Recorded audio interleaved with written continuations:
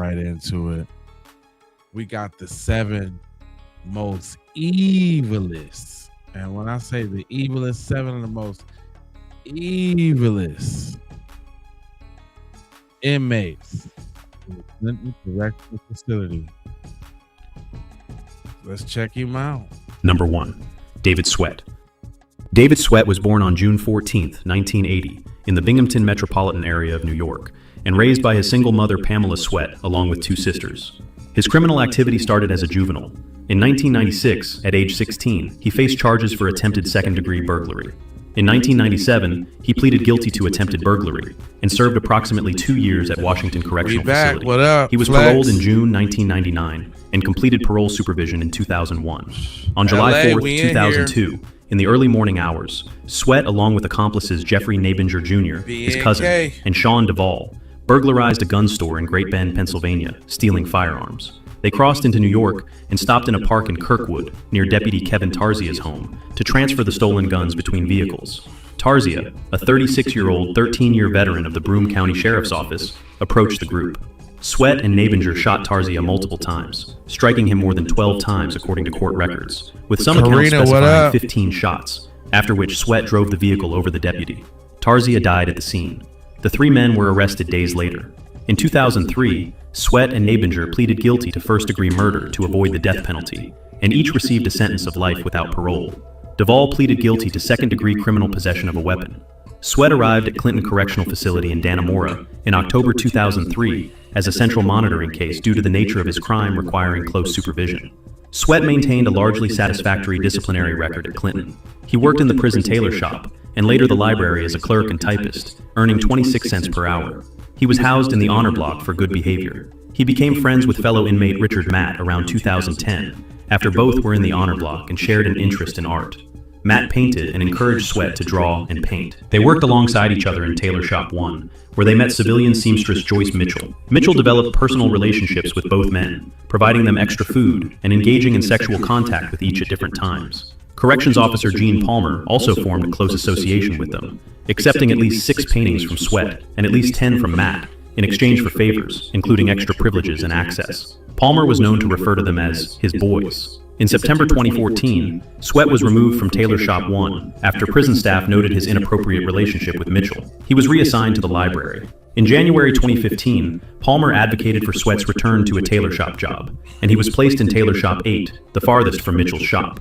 Sweat also requested and received a cell moved back next to Matt on January 24, 2015, in cell A6-23, adjacent to Matt's A6-22. Sweat and Matt began actively planning their escape in January 2015. Sweat later stated the idea stemmed in part from resentment over his temporary removal from the tailor shop.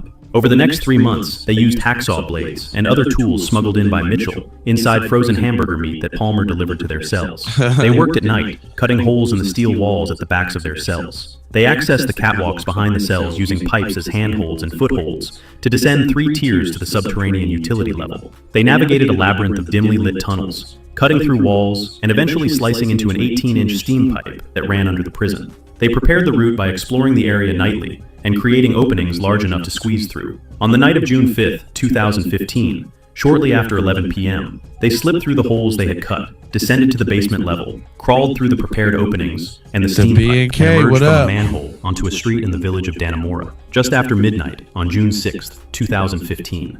This was the first escape from the high-security section of Clinton in over 100 years. Their original plan involved Mitchell picking them up with a getaway car and supplies, but she failed to appear. They proceeded on foot in street clothes they had prepared, heading into the Adirondack terrain toward the Canadian border. The escape was discovered at the 5:17 a.m. bed check on June 6, 2015. A full prison search confirmed they were missing, and a manhunt involving over 1,300 officers from local, state, federal, and Canadian agencies began immediately. The search cost New York State approximately $23 million in overtime, with additional expenses for repairs and security.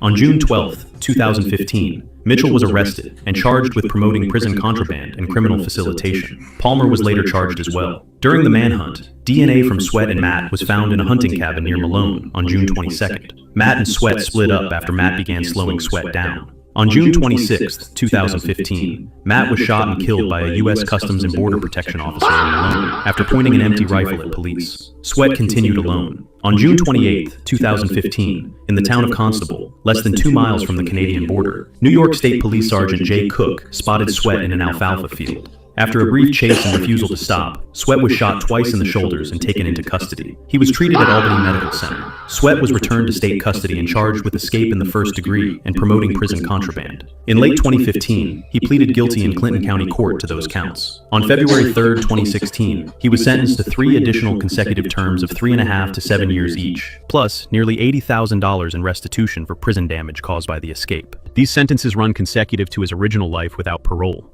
Following recapture, Sweat was placed in solitary confinement and subjected to an internal disciplinary hearing that imposed 6 years in the special housing unit.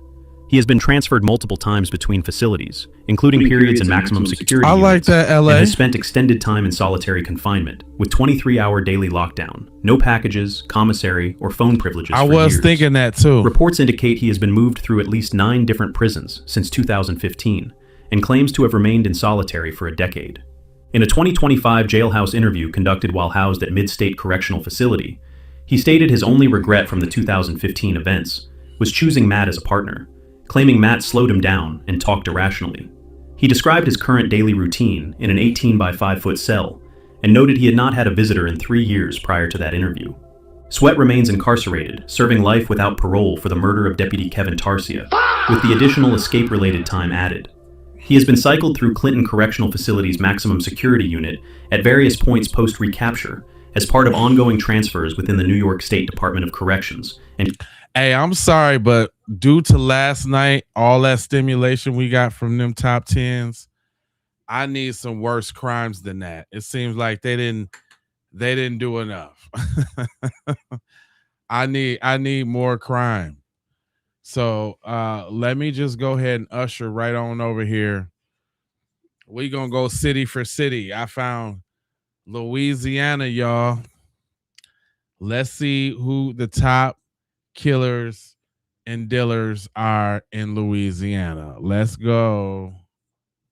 10 most notorious inmates in Louisiana prisons. Louisiana has one of the most infamous prison systems in America, including the massive Louisiana State Penitentiary, better known as Angola. Behind its walls are serial killers, former celebrities, convicted murderers, and prisoners whose cases made national headlines. Here are 10 of the most high-profile inmates currently serving time in Louisiana prisons. Number 10. Clifford Etienne. Clifford Etienne was once a professional heavyweight boxer known as the Black Rhino. He looked like a Black Rhino too. Fights against some major names, including Mike Tyson. But after his career declined, Etienne's life took a dramatic turn. In 2005, he was convicted following a violent crime spree in Baton Rouge and received a lengthy prison sentence. Today, the former heavyweight contender remains incarcerated in Louisiana, where he has gained attention for creating artwork behind bars. Number 9. Mystical. Michael Tyler, better known as rapper Mystical, became one of the biggest stars to emerge from New Orleans during the late 1990s and early 2000s.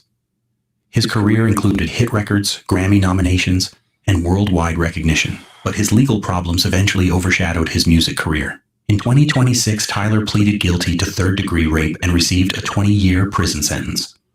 He was later transferred to Louisiana State Penitentiary at Angola. Number 8. Will Hayden.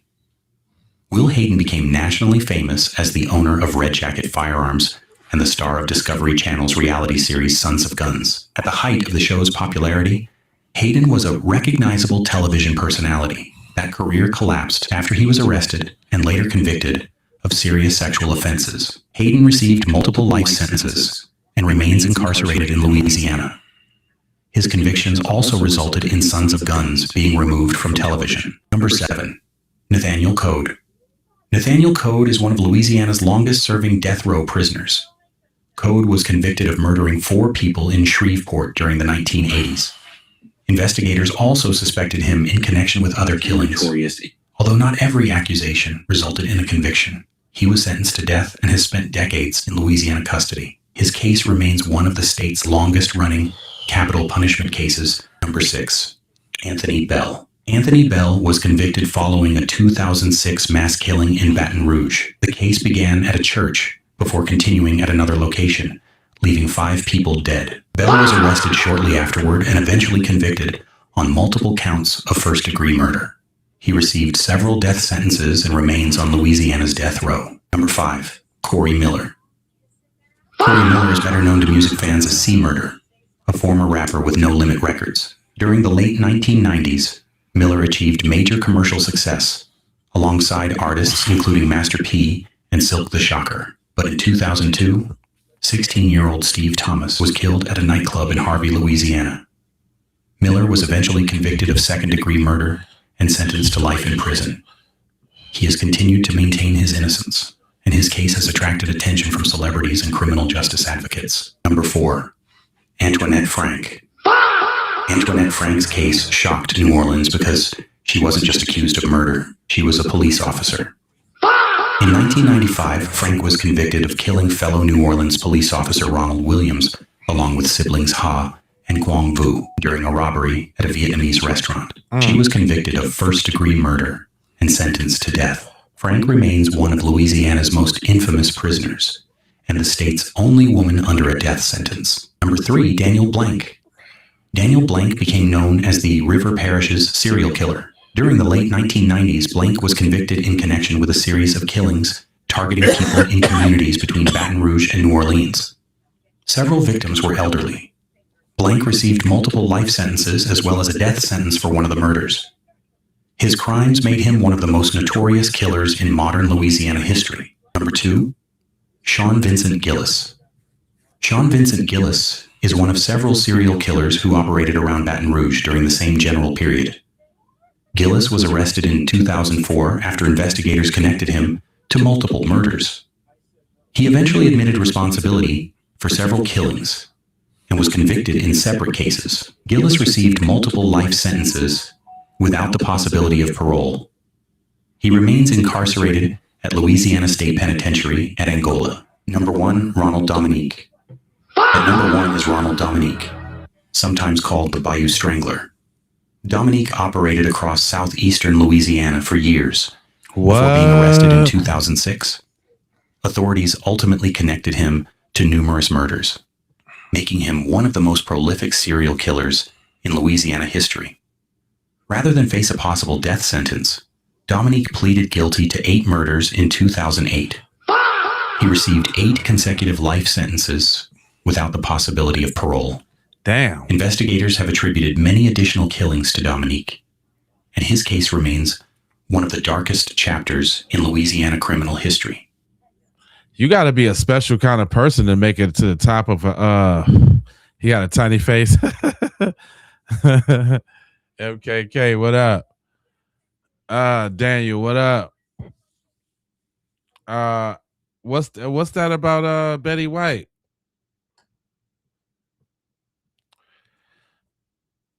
You know what? Let's go to a place that nobody ever thinks about.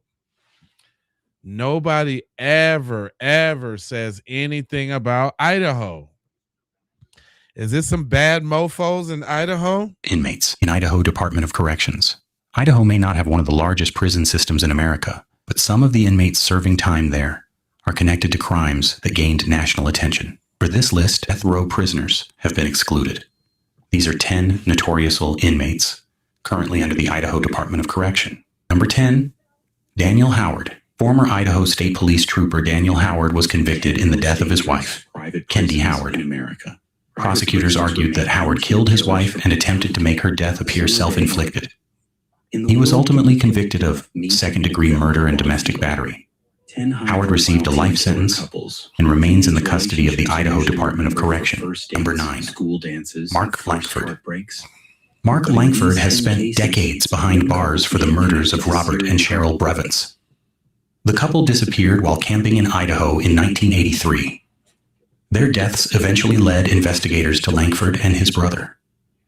After years of trials, appeals, and legal challenges, Mark Langford was again convicted of both murders in 2019. He received consecutive life sentences. Number 8, Brian Dripps. For more than 20 years, the murder of Angie Dodge remained one of Idaho's most infamous cold cases. Another man was originally convicted before DNA evidence eventually cleared him. Investigators later focused on Brian Dripps, who lived across the street from Dodge at the time of her 1996 death. Drips eventually pleaded guilty to murder and received a life sentence. Number 7. Timmy Kinner. Timmy Earl Kinner was responsible for one of Boise's most shocking acts of violence. In 2018, Kinner attacked people attending a child's birthday celebration at an apartment complex. 9 people were injured, including several children, and 3-year-old Ruya Kadir later died. Kinner pleaded guilty to first-degree murder and numerous additional violent offenses. He received 2 consecutive fixed life sentences without the possibility of parole. Number 6.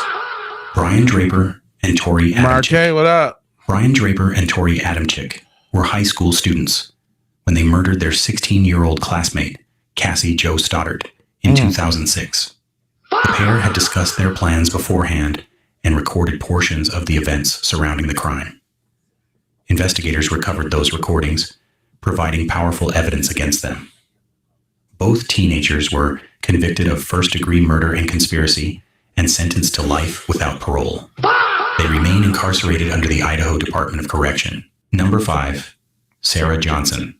Sarah Johnson was just 16 years old when her parents, Alan and Diane Johnson, were killed inside their Bellevue, Idaho home in 2003.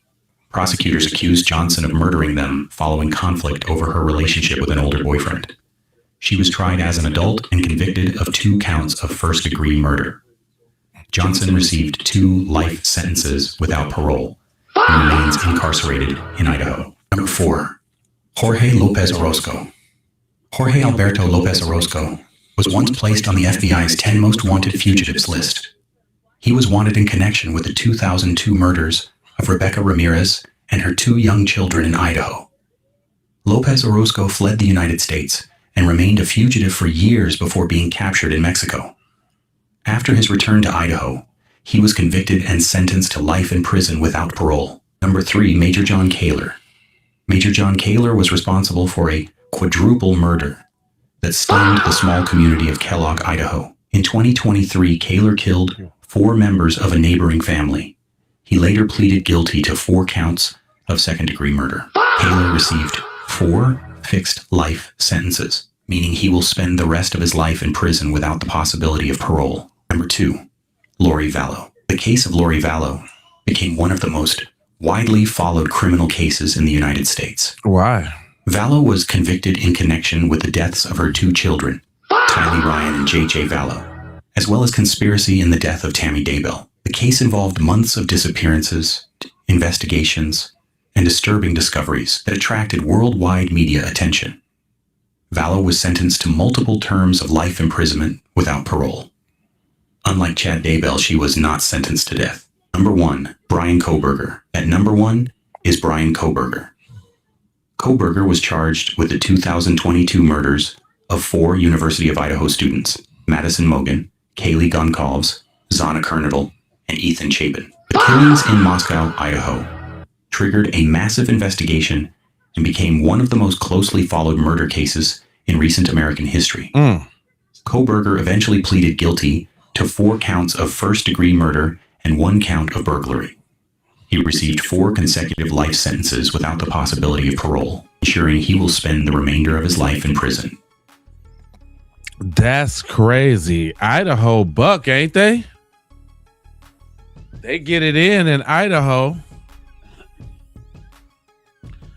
I think we did like the husband and wife killers and stuff before, but I don't think we did the top 10 teen killer couples. That's got a special ring to it. The top 10 teen killer couples.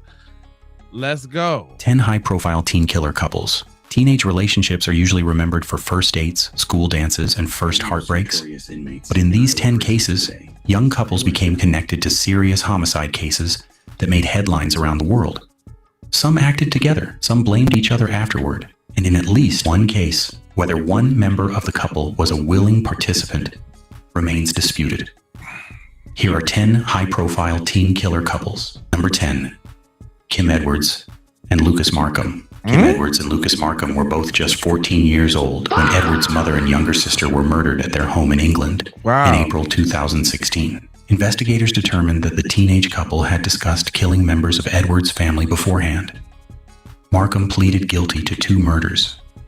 Edwards went to trial and was also convicted of both murders. Both were ordered detained indefinitely, with minimum terms initially set at approximately 20 years.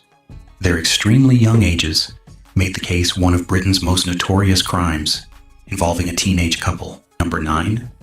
Tony Fratto and Cody Patton. In West Wendover, Nevada, Tony Fratto and Cody Patton became involved in the 2011 murder of their 16-year-old classmate, Michaela Nikki Costanzo. Patton was 18 when the crime occurred, and Fratto was also a teenager. The two were romantically involved and reportedly planned to marry.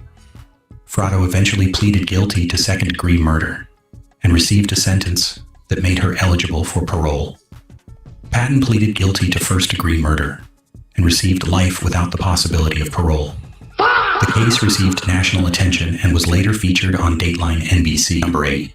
Ashley Jones and Jeremy Hart. In Birmingham, Alabama, 14-year-old Ashley Jones and her 16-year-old boyfriend Jeremy Hart were convicted after an attack on members of Jones' family in 1999. Jones' grandfather, DeRoy Knowles, and her aunt Dilly Knowles were killed. Her grandmother and younger sister survived. Court records say Jones's family disapproved of her relationship with Hart and that the teenagers planned the attack together. Hart was convicted of 2 counts of capital murder and 2 counts of attempted murder. Jones was also convicted and originally received mandatory life without parole sentences. Jones' case later became prominent in the national debate over life sentences imposed on very young juvenile offenders. Number 7, Amy Grossberg and Brian Peterson. Amy Grossberg and Brian Peterson were both 18-year-old high school sweethearts when their case became national news in 1996. The couple were charged after the death of their newborn son in Delaware. Both were initially facing first-degree murder charges, but the case ultimately ended differently. Peterson pleaded guilty to manslaughter and received 2 years in prison. Grossberg also pleaded guilty to manslaughter and received 2.5 years. So unlike most of the couples on this list, Grossberg and Peterson were not convicted of murder. Nevertheless, their case became one of the most heavily publicized teenage homicide cases of the 1990s. Number 6, Holly Harvey and Sandy Ketchum. In Georgia, 15-year-old Holly Harvey and her 16-year-old girlfriend Sandy Ketchum were involved in the 2004 murders of Harvey's grandparents, Carl and Sarah Collier. Court records state that the teenagers wanted to leave together and decided to kill the Colliers and take their vehicle. Both teenagers eventually pleaded guilty. Harvey received 2 consecutive life sentences, while Ketchum received 3 concurrent life sentences. The case attracted nationwide attention because of the defendants' ages and the claim that conflict over their relationship helped contribute to what happened. Number 5, Amber Wright and Michael Bargo. In Florida, 15-year-old Amber Wright and her 18-year-old boyfriend Michael Bargo became 2 of the central defendants in the 2011 murder of 15-year-old Seth Jackson. Jackson was Wright's former boyfriend. Authorities said Wright helped lure Jackson to a house as part of a plan involving Bargo and several other young people. Wright was convicted of first-degree murder. Bargo was also convicted of first-degree murder and received a death sentence. The number of young people involved and the relationships connecting them helped make the Seth Jackson case one of Florida's most notorious teenage murder cases. Number 4, Tyler Witt and Stephen Culver. In California, 14-year-old Tyler Witt was dating 19-year-old Stephen Culver when Witt's mother, Joanne Witt, was murdered in 2009. Joanne had opposed the relationship between her teenage daughter and the older Culver. Rightfully so. After the murder, Witt and Culver fled together, but were arrested several days later. Witt eventually pleaded guilty to second-degree murder and received 15 years to life. Culver was convicted of first-degree murder and received life without parole. Witt was later granted parole and was released in 2023. Number 3, Aaron Caffey and Charlie Wilkinson. In Texas, 16-year-old Aaron Caffey was dating 18-year-old Charlie Wilkinson when her parents tried to end their relationship. In March 2008, 3 members of Caffey's family were murdered at their home. Teen couples. Her father, Terry Caffey, survived. Investigators concluded that Aaron participated in planning the crime with Wilkinson and others. Aaron accepted a plea agreement and received life sentences, with the possibility of parole after decades in prison. Wilkinson received life without the possibility of parole. The case became nationally known because prosecutors argued that the conflict surrounding a teenage relationship helped set the events in motion. Number 2. Diane Zamora and David Graham. Diane Zamora and David Graham seemed destined for successful futures. They were high school honor students who later entered 2 of America's prestigious military academies. But investigators connected them to the December 1995 murder of 16-year-old Adrienne Jones. At the time of the crime, Zamora was 17 and Graham was 18. Prosecutors argued that jealousy over Graham's relationship with Jones provided the motive. Both were eventually convicted of capital murder and sentenced to life imprisonment, with parole eligibility after 40 years. Their seemingly promising backgrounds, combined with the murder allegations, turned the case into a nationwide media sensation. Number 1. Charles Starkweather and Carol Ann Fugate. At number 1 are Charles Starkweather and Carol Ann Fugate, perhaps the most famous young crime couple in American history. In 1958, 19-year-old Starkweather traveled through Nebraska and Wyoming during a murder spree while accompanied by his 14-year-old girlfriend Fugate. Thanks for the Starkweather jewels. was convicted of murder, sentenced to death, and P3. executed in 1959. Fugate was also convicted and received a life sentence. She was eventually paroled in 1976 after serving approximately 18 years, but Fugate's role remains controversial. She maintained that Starkweather had held her against her will and that she was his captive rather than his willing accomplice.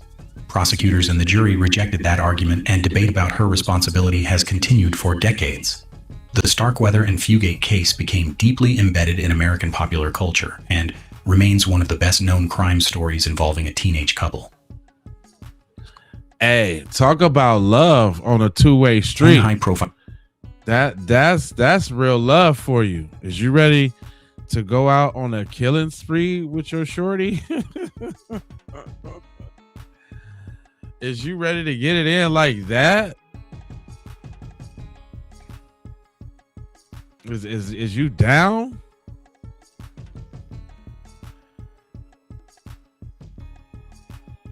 All right, so we getting a little closer to the Midwest. Another off-brand place. Let's see what's popping in Iowa. Home to some of the most shocking criminal cases in the country. From murders that devastated entire families to crimes that drew national attention, these inmates are serving some of the harshest sentences in the state. Here are 10 of the most notorious inmates currently in Iowa prisons. Number 10, Alexander Jackson.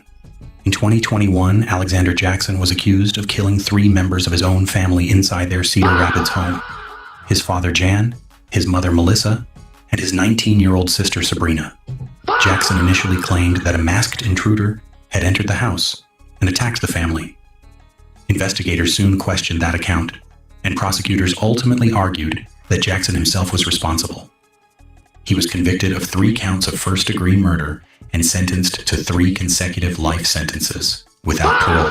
Number 9, Willard Miller and Jeremy Goodale. Willard Miller and Jeremy Goodale were teenagers when they became involved in the 2021 killing of their high school Spanish teacher, Nohema Graber, in Fairfield, Iowa. Prosecutors said the crime was connected in part to Miller's concerns about his grade in Graber's class. Damn, Both over a eventually grade? pleaded guilty to first-degree murder. Miller was sentenced to life in prison with parole eligibility after 35 years, while Goodale received life with parole eligibility after 25 years. Number 8, Kyle Rick. Kyle Rick was convicted of murdering Algona police officer Kevin Cram in September 2023. Officer Cram had been attempting to arrest Ricka on an outstanding warrant when the encounter turned deadly. Rick fled the area, triggering a large manhunt before he was captured. He was later convicted of first-degree murder and sentenced to life in prison without the possibility of parole. Number 7, Nicole Finn. Nicole Finn became the focus of one of Iowa's most disturbing child abuse cases. Her adopted daughter, 16-year-old Natalie Finn, died in 2016 after prosecutors said she had endured prolonged neglect and abuse inside the family home. Investigators also uncovered evidence involving the mistreatment of other children in the household. Finn was convicted of first-degree murder and additional charges and received 3 consecutive life sentences. Number 6, Michelle Kehoe. In 2008, Michelle Kehoe attacked her 2 young sons in Buchanan County. Her 2-year-old son Seth died, while her older son survived. Kehoe initially attempted to make investigators believe that someone else was responsible, but evidence eventually pointed back to her. She was convicted of first-degree murder, attempted murder, and child endangerment, and sentenced to when they say somebody else did it, they was black, by the way. Life without parole. Number 5, Mark Becker. Mark Becker was convicted of the 2009 murder of Ed Thomas, the longtime football coach at Aplington-Parkersburg High School. Thomas was widely respected throughout Iowa and had helped lead his community following a devastating tornado the previous year. Becker's attorneys argued that serious mental illness played a major role in the crime, but the jury rejected his insanity defense. He was convicted of first-degree murder and sentenced to life in prison without parole. Number 4, Cheyenne Harris. Cheyenne Harris was convicted in a case involving the death of her infant son, Sterling Coyne, in 2017. Prosecutors argued that the 4-month-old child had suffered extreme neglect over an extended period. Harris went on trial in 2019 and was found guilty of first-degree murder and child endangerment, causing death. She was sentenced to the mandatory punishment of life in prison without the possibility of parole. Number 3, Sean Michael Bentler. Sean Bentler was convicted of murdering 5 members of his own family near Bonaparte, Iowa in 2006. The victims were his parents, Michael and Sandra Bentler, along with his 3 teenage sisters. Prosecutors argued that financial issues were part of the motive behind the killings. Come on. Bentler was found guilty of 5 counts of first-degree murder and sentenced to 5 consecutive life sentences without parole. Number 2, Scott Michael Green. Scott Michael Green was responsible for one of the most shocking attacks on law enforcement in Iowa history.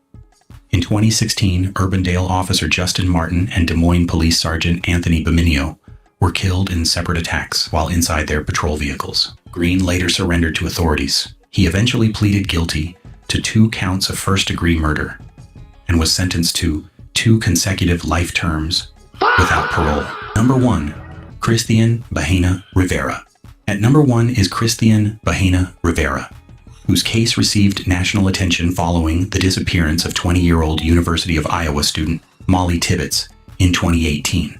Tibbetts disappeared while out for a run near Brooklyn, Iowa, triggering a massive search. Investigators eventually focused on Bahena Rivera after reviewing surveillance footage showing a vehicle connected to him in the area. He was arrested and later stood trial for first-degree murder. In 2021, a jury found him guilty. Wait a minute. How he get number 1? Hold on. The dude before him had 5 consecutive. So he get. Come on now. I'm noticing the pattern.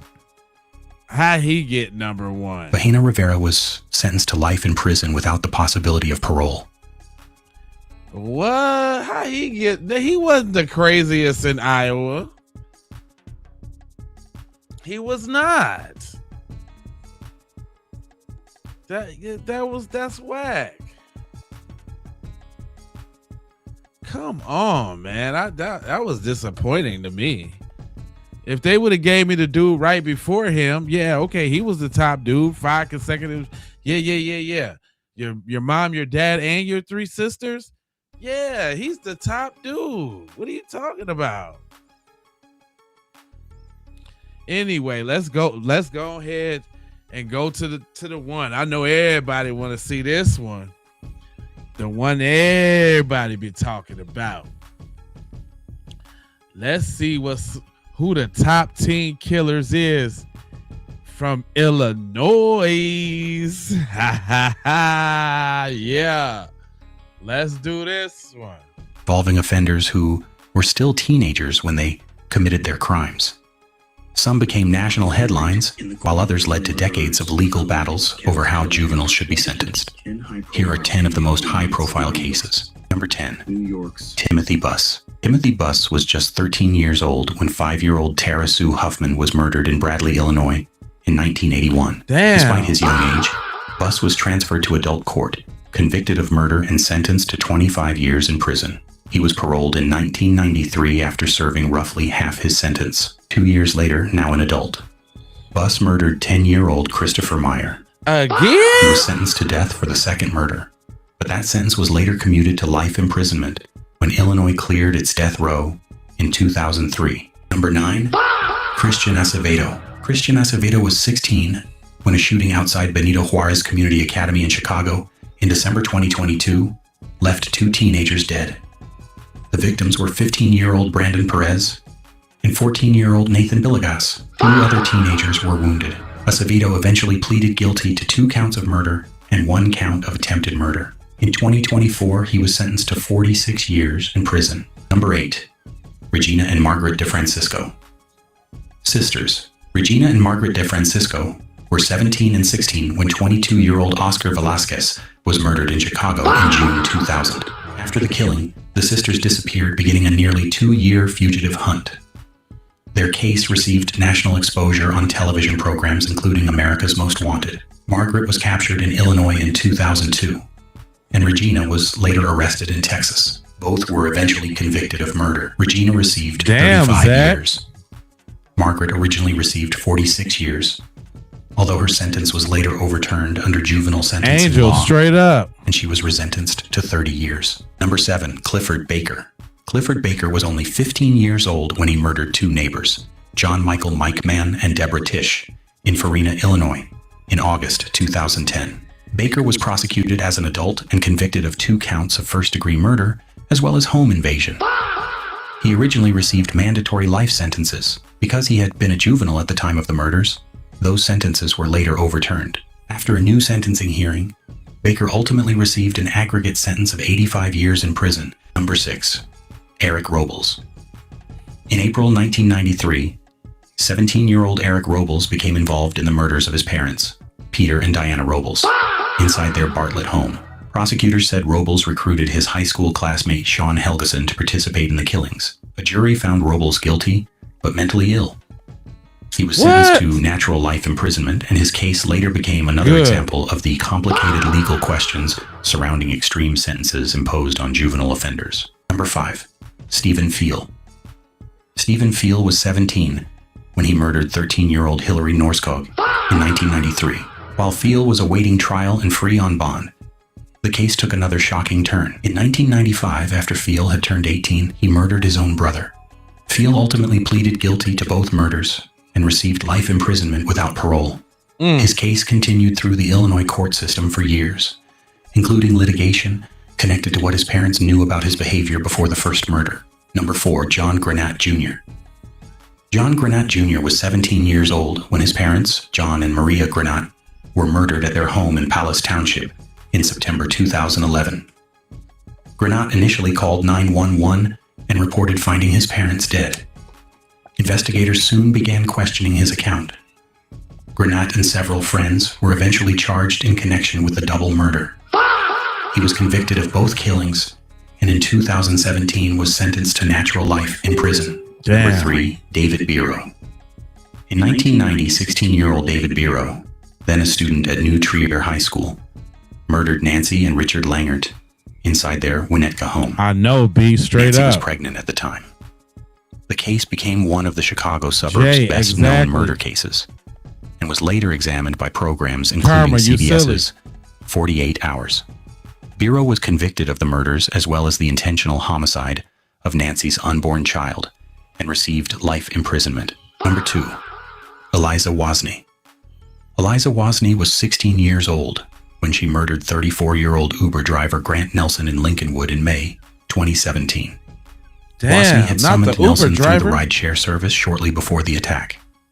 The apparently random nature of the crime attracted national attention. She was charged as an adult with first-degree murder. In 2020, Wozni pleaded guilty and was sentenced to 27 years in prison. Number 1, Sarah Kolb. At number 1 is Sarah Kolb, one of the most widely known juvenile murder cases in Illinois history. Kolb was 16 years old when her classmate Adrienne Reynolds, also 16, was murdered in the Quad Cities area in January 2005. Another teenager, Corey Gregory, was also involved in the crime. Kolb's first trial ended with a deadlocked jury, but at her second trial, she was convicted of first-degree murder and concealment of a homicide. Good. she ultimately received an aggregate 53-year prison sentence. The Adrienne Reynolds case generated extensive national coverage and remains one of the most notorious Illinois murder cases involving teenage offenders. Now, I'm going to say I'm quite surprised. Yes, no King Von. I just knew that it was going to be some Negralises on that list. I am totally surprised. Yes, Flex, you got me there. I'm with you, brother. I just knew it was some quote unquote serial killers in Chicago. I just knew. Turns out not the case, huh? Interesting. You will be surprised, I must say. I didn't think that it was going to be a lot of black people in Louisiana like that, like it was too. But them dudes is cutting up down there in Louisiana. All right, so look, let's keep it rolling. I love these, man. This is what it do. 10 high-profile female inmates in New York City. New York City. Let's get it all the way in. Prison system houses women connected to some of the state's most widely reported criminal cases. What? From nationally known murder trials to crimes that dominated New York headlines. Here are 10 high-profile female inmates currently serving sentences in New York. Joy Powell is a Rochester pastor and activist who became the focus of controversy following multiple criminal convictions. She received a lengthy prison sentence for burglary and assault, and was later convicted of second-degree murder in a separate case. Powell and her supporters have continued to challenge the circumstances surrounding her convictions, making her case unusually controversial. Tiona Rodriguez made national headlines in 2013 after authorities discovered that her newborn son had died. Prosecutors initially pursued more serious charges, but Rodriguez eventually pleaded guilty to first-degree manslaughter. In 2018, she was sentenced to 16 years in New York State Prison. Lauren Pacienza's case attracted major attention in New York City following the 2022 death of 87-year-old Broadway vocal coach Barbara Meyer Gustern. Prosecutors said Pacienza pushed Gustern during an encounter on a Manhattan sidewalk. Pacienza later pleaded guilty to first-degree manslaughter and received a sentence of 8.5 years in prison. Victoria Nasirova became known in the media as the Cheesecake Killer. Prosecutors said Nasirova attempted to poison a woman who closely resembled her before stealing identification and other belongings from the victim. A Queens jury convicted her of attempted murder, and in 2023 she was sentenced to 21 years behind bars. Laura Rideout was convicted in connection with the 2016 murder of her estranged husband, Craig Rideout, near Rochester. Prosecutors argued that she participated in a plan involving members of her family following a bitter separation and custody dispute. The case received national television coverage. Rideout was convicted of second-degree murder and received a sentence of 25 years to life. Ashley Wade was convicted in one of the Bronx's most disturbing and widely reported murder cases. In 2015, Wade killed her childhood friend, Angelique Sutton, who was pregnant at the time, and took Sutton's newborn baby. Wade was convicted of second-degree murder and kidnapping and received a sentence totaling 40 years to life. Nixelis Santiago was the mother of 7-year-old Nix Mary Brown, whose 2006 death became one of New York City's most notorious child abuse cases. The investigation exposed serious questions about whether authorities could have intervened earlier. Santiago was convicted of first-degree manslaughter and several related charges, and was sentenced to 43 years in prison. Jocelyn Ortega was working as a nanny for the Krim family in Manhattan when 2 children in her care, 6-year-old Lucia and 2-year-old Leo, were killed in 2012. The case shocked New York City and received extensive national coverage. Ortega was convicted of 2 counts of first-degree murder and sentenced to life in prison without the possibility of parole. Lacey Spears was convicted in the 2014 death of her 5-year-old son, crazy Garnet. as cat shit. Prosecutors argued that Spears deliberately caused her son's medical problems while presenting herself online as the devoted mother of a seriously ill child. The case became one of America's most widely discussed examples of medical child abuse. Spears was convicted of second-degree murder and sentenced to 20 years to life. Pamela Smart remains one of the most famous women incarcerated in New York. What? In 1990, Smart's husband, Greg Smart, was murdered inside the couple's New Hampshire home. Investigators eventually uncovered a plot involving Smart and several teenagers, including a teenage boy with whom she had formed an inappropriate relationship. Smart was convicted of conspiracy to commit murder, accomplice to first-degree murder, and witness tampering. She received a mandatory sentence of life in prison without parole. Damn, they getting it in. Up in New York. I'm flipping through the states, right? On Georgia death row, all inmates on Pennsylvania death. Okay, so look, let's Pennsylvania, cornfields, Amish. Who is the people on death row in Pennsylvania? Is there danger in Pennsylvania? All inmates on Pennsylvania death row. As of August 2026, here are the crimes behind Pennsylvania's death sentences, presented alphabetically by last name. Devon Anderson was sentenced to death for murdering Kaylee Lyons, one of 3 victims connected to his case. Orlando Baez was sentenced to death for the 1987 murder of Janice Sissy Williams. Michael Ballard was sentenced to death for murdering his former girlfriend and 3 members of her family in 2010. Richard Baumhammers was sentenced to death after killing 5 people during a racially motivated crime spree in 2000. Herbert Blakeney was sentenced to death for murdering 14-month-old Basil Blakeney during a domestic confrontation. Arthur Bomar was sentenced to death for the 1996 murder of college athlete Amy Willard. Richard Boxley was sentenced to death for the 1997 murder of Jason Bolton in Reading.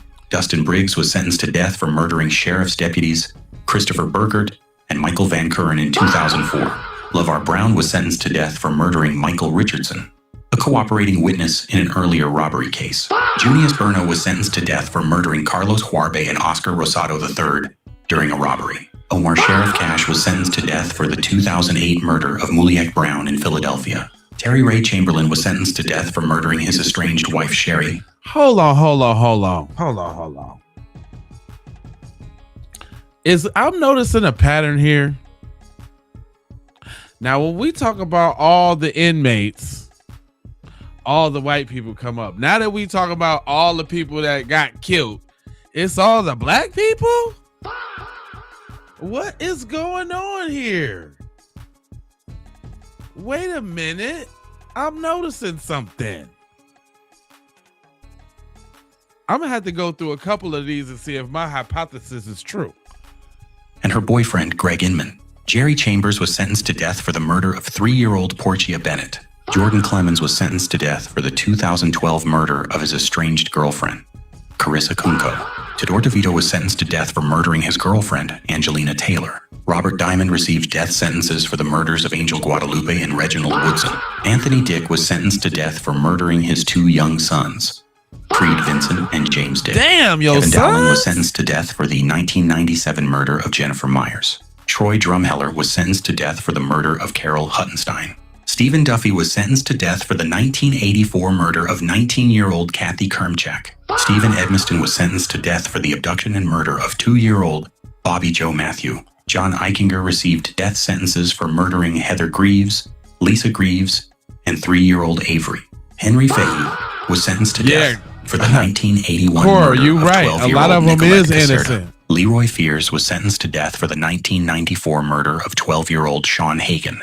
Robert Floor was sentenced to death for murdering Newtown Borough Police Officer Brian Gregg in 2005. Eric Frayne was sentenced to death for the 2014 murder of Pennsylvania State Police Corporal Brian Dixon. Randy Haig was sentenced to death for arranging and participating in a contract killing tied to drugs and money. Kenneth Hairston was sentenced to death for murdering his wife Catherine and their 14-year-old son Sean. Patrick Haney was sentenced to death for the 2011 murder of 4-year-old Trenton St. Clair. Sheldon Hannibal was sentenced to death for the murder of Peter LaCourte.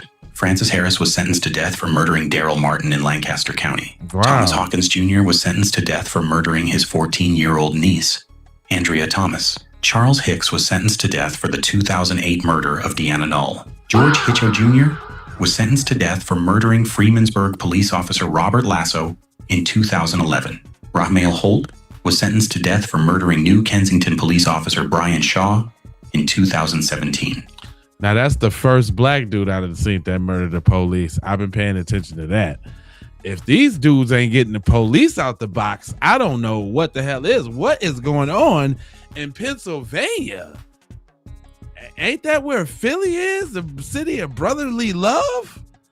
There's no brotherly love in Philly. Pennsylvania, none of that. Robert Hughes received 2 death sentences for murdering 2 McDonald's employees during a 1989 robbery. Timothy Jacoby was sentenced to death for murdering Monica Schmeier during a robbery at her home. Christopher Johnson was sentenced to death for murdering Wildlife Conservation Officer David Grove in 2010. Harv Johnson was sentenced to death for the 2008 murder of 2-year-old Derisabel Baez. Another thing to consider, though, we've seen a lot of faces, right? A lot of people who got put to death for a death. So, like, for every person you see, like 1 to 2 to 3 to 5 people done died. This is a lot of people just getting out the box.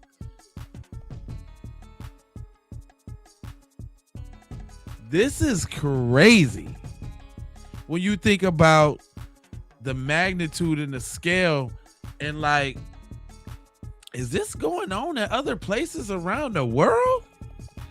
Now, I know other countries, they cut your hand off in public execution and all that, but it just seemed like we just are offing a bunch of people.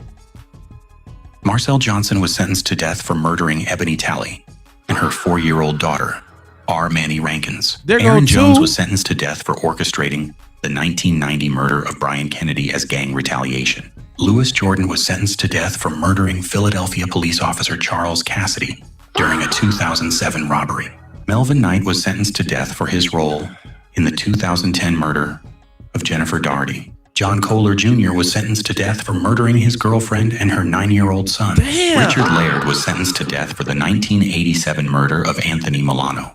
John Lesko was sentenced to death for murdering Apollo police officer Leonard Miller during a multi-victim crime spree. Another one. George Lopez was sentenced to death for murdering David Belaski during a robbery. Glenn Lyons was sentenced to death for the 2008 murder of his co-worker, Kathy Liebig. Kevin Marinelli was sentenced to death for the 1994 murder of Conrad Dumchok. Jeffrey Martin was sentenced to death for the 2006 murder of 12-year-old Gabrielle Gabby Besham. Lenwood Mason was sentenced to death for the 1994 murder of his girlfriend, Iona Jeffries. Kevin Madison was sentenced to death for murdering Christian Agosto during a 2008 robbery. Landon May received death sentences for murdering Terry and Lucy Smith during a 2001 robbery. Hubert Michael Jr. was sentenced to death for the murder of 16-year-old Trista Eng. Wayne Mitchell was sentenced to death for the 1997 murder of his estranged wife, Robin Little. Now, I was trying to see if there's a pattern, like, do it gotta be 2? Do it gotta be 1?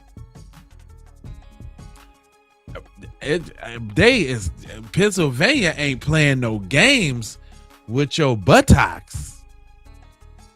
They are getting you out the whole box. What you did? You did what? Oh no, you gotta go right now. Ain't no death row. They out the box. Hector Morales was sentenced to death for murdering Ronald Simmons Jr., a witness in a federal drug case. Kevin Murphy was sentenced to death for murdering his mother Doris, sister Chris, and Aunt Edith Teach. Danielle Patty was sentenced to death after murdering a witness who had identified him in a double homicide investigation. Miguel Padilla was sentenced to death for murdering Alfred Mignogna. So man, they going too fast. My man's done killed Aunt Edith. This nigga done killed the person who saw him kill 2 other people. Damn. It's crazy out here, fam. You will get your ass whacked. Y'all better stop y'all better stop getting mad at folks at these traffic stops and all that road rage and jumping in front of people at the goddamn grocery store, man. They out here.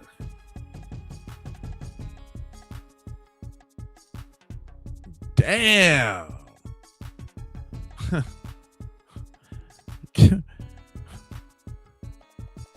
I'm just saying. Frederick Rickabaugh, and Stephen Heiss in Altoona.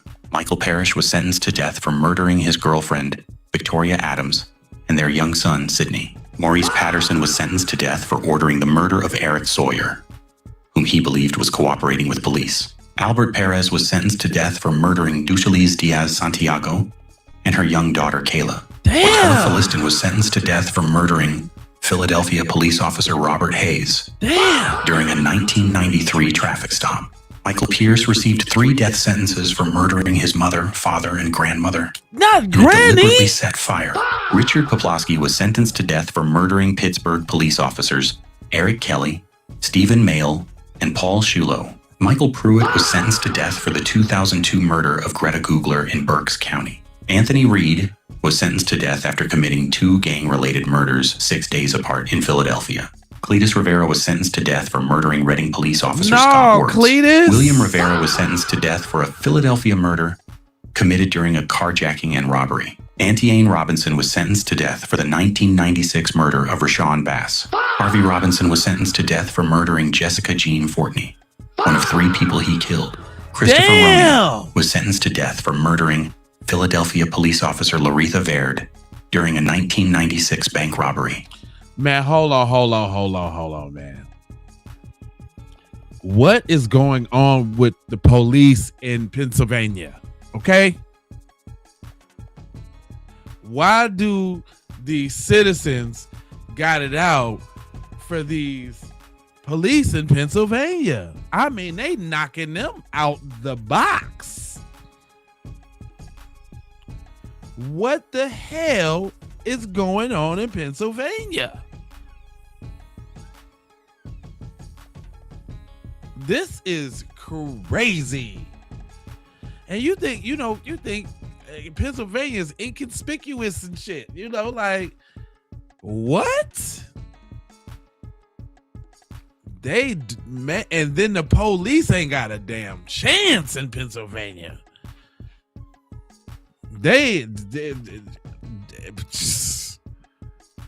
Alfonso Sanchez was sentenced to death following the 2007 murders of Lisa Diaz and Mendez Thomas. Michael Singley was sentenced to death for murdering Christine Rohrer and a neighbor who confronted him. John Small was sentenced to death for the 1981 murder of 17-year-old Cheryl Smith. Wayne Smith was sentenced to death for the murder of Eileen Jones. Ricky Smyrns was sentenced to death for his role in the 2010 murder of Jennifer Doherty. Mark Spots killed his brother and 3 women during a 2-day Pennsylvania murder spree in 1995. Ralph Stokes was sentenced to death for murdering 3 people during a restaurant robbery. Killed his brother and 3 women during... He killed his brother and the 3 chicks. That sounded like a great time, bro. Damn, they going too fast with some of these. Jeez Louise. What the hell? During a 2-day Pennsylvania murder spree in 1995, Ralph Stokes was sentenced to death for murdering 3 people during a restaurant robbery. Paul Taylor was sentenced to death after murdering his wife, 3 children, and mother-in-law. Don Tedford was sentenced to death for the 1986 murder of... Not the kids and the mother-in-law. Oh, they was giving that man hell in that house.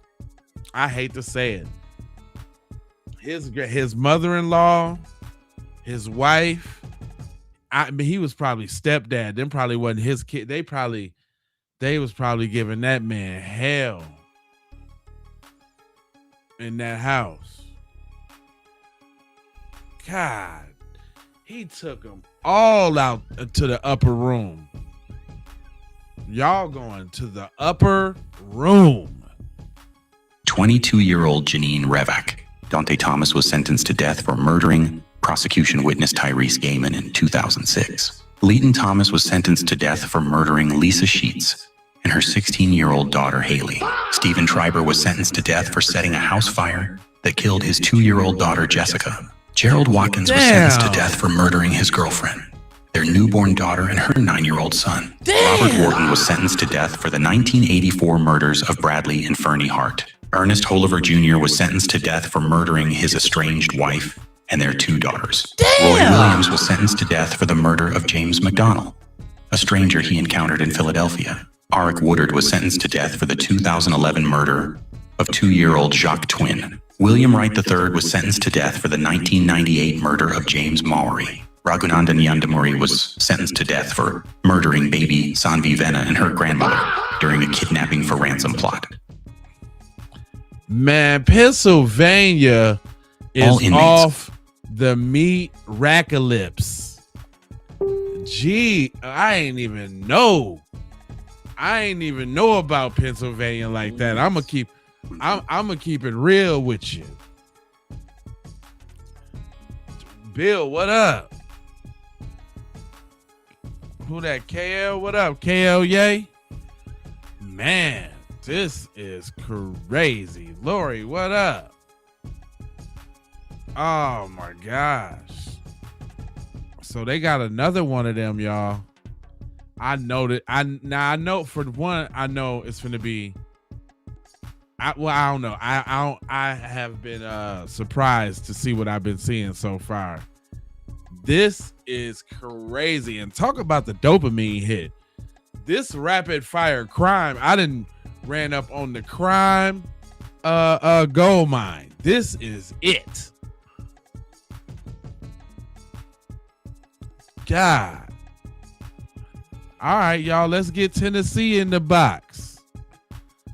Let's see what Tennessee do on the death row side of the game. Tennessee death row.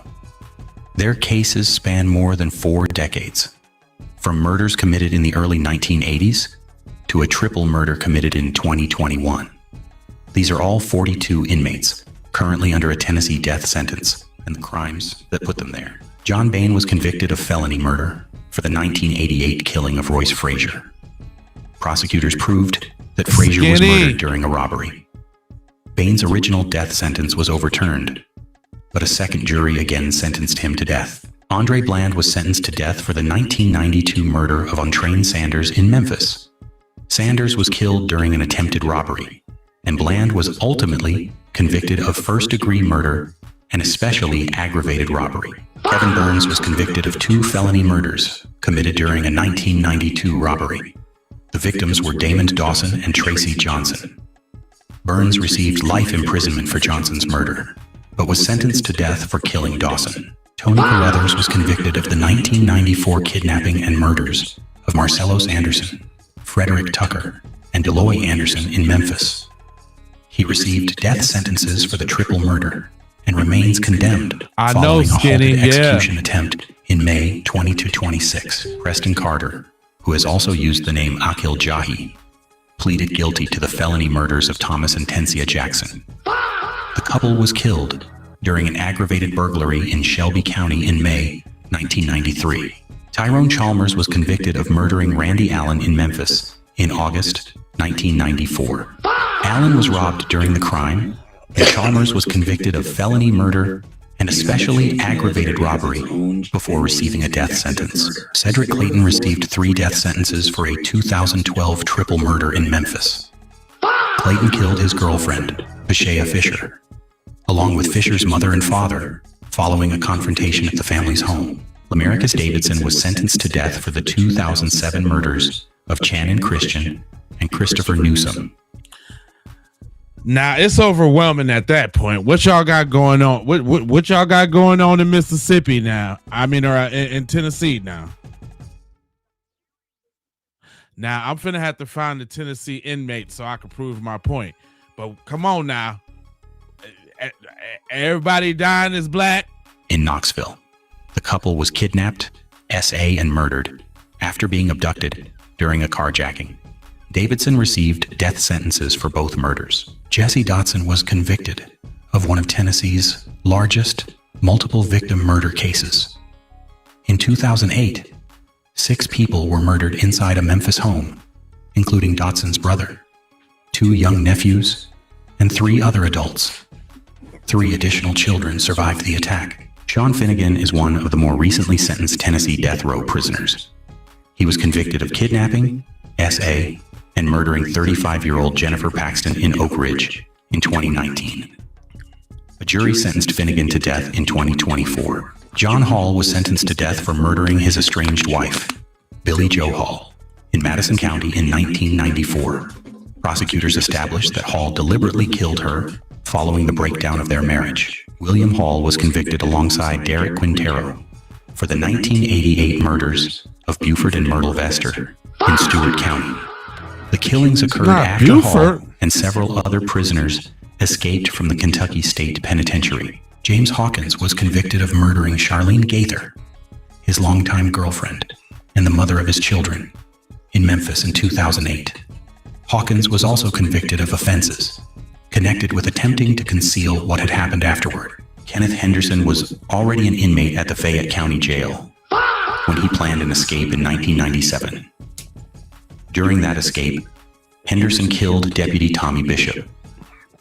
He later pleaded guilty to first-degree murder and was sentenced to death. Laurie, Henry thanks for Hodges the was jewels. sentenced to death for the murder of telephone repairman Ronald Bassett during a robbery in Davidson County in 1990.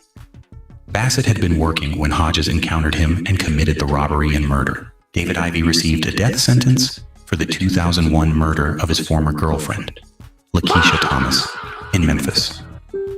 A jury convicted Ivey of premeditated first-degree murder after prosecutors established that the killing was intentional. Nicholas Johnson was sentenced to death for murdering Bristol police officer Mark Vance in 2004. Vance had responded to a disturbance when he was killed.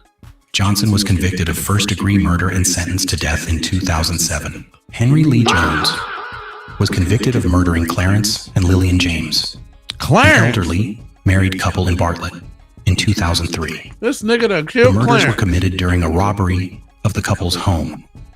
Jones received a death sentence for each victim. David Jordan received 3 death sentences following a shooting at a Tennessee Department of Transportation office in Jackson in 2005. Jordan killed his estranged wife, Renee Jordan, and her co-workers, Jerry Hopper and David Gordon. David Keene Damn, that work boy, better watch out. Having them work boyfriends and girlfriends get your ass dealt with. He said, not my wife. I'm finna come up there on break and get it straight. Damn.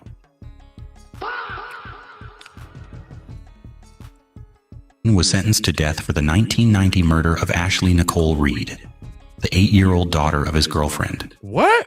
Keene was also convicted of S.A. the child before her death. Terry King has been under a death sentence since the 1980s.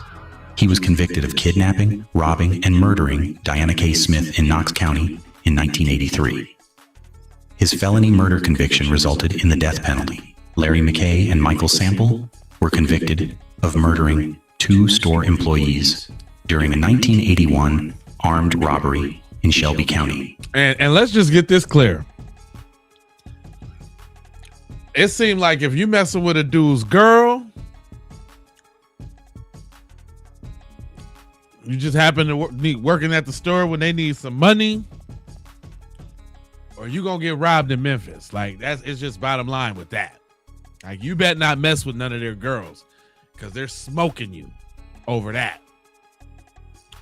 Over that Orange Mountain Poom Poom, they're smoking you. You're out the box. McKay received death sentences for both killings and has been on Tennessee death row since February 1983. Donald Middlebrooks was sentenced to death for the 1987 kidnapping and murder of 14-year-old Carrick Majors in Nashville. Prosecutors presented the killing as a racially motivated attack. Middlebrooks was convicted of first-degree murder and aggravated kidnapping. Ershawn Miller was sentenced to death for murdering Oh, I got somebody. What you say? You follow me over here from Facebook? Because I'll be over there giving y'all that business. Y'all see him, y'all? Young Eagle. I saw your racist comments on Facebook and figured you'd have a low IQ YT channel as well. Ah. Boy, I told you I'd be having them on Facebook going crazy. My boy had to come up. Well, slow your roll now. I let you say what you want to say over here. Just don't get too far out the pocket, boy. Or we have to put you down now. Daniel's son. Thank you for the jewels, homeboy. Melissa's, I see you.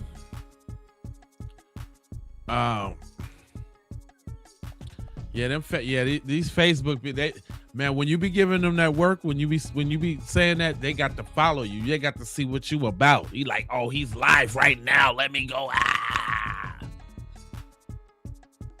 But what is going on in Memphis, boy? They will give you the business, and I'm seeing a pattern. Boy, you do something in Memphis, you getting sentenced to death. That's what they're doing. That's just what it is. 24-year-old convenience store clerk Ahmad Dalai in Jackson in 2015. Dalai was killed during the robbery of the Bull Market store where he was working. Ferris Morris was convicted of murdering Erica Hurd and Charles Ragland in Madison County in 1994. He received life without parole for Ragland's murder. Oh, okay. I gotta check retro out. Of Hurd. Clarence Nesbitt was 19 when he murdered 20-year-old Miriam Cannon in her Memphis apartment in 1993. The two had been... And let me just say this too. Boy, if you're a female in Memphis, you better not be trying to cheat on your man. You and that nigga ain't gonna see the light of day no more.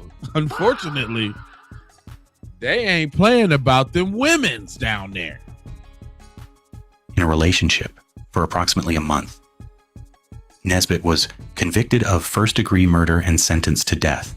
Richard Odom was sentenced to death for the 1991 murder of 77-year-old Mina Ethel Johnson in Memphis. Not Mina Ethel? Johnson was S.A. and murdered in a parking garage. Oh, he and Odom was convicted of first-degree murder. Krista Pike is Tennessee's only woman on death row. Pike was convicted of the 1995 murder of 19-year-old Job Corps student Colleen Slemmer. Pike and others lured Slemmer to an isolated location before the murder. Nathaniel Pipkin is Tennessee's newest death row prisoner.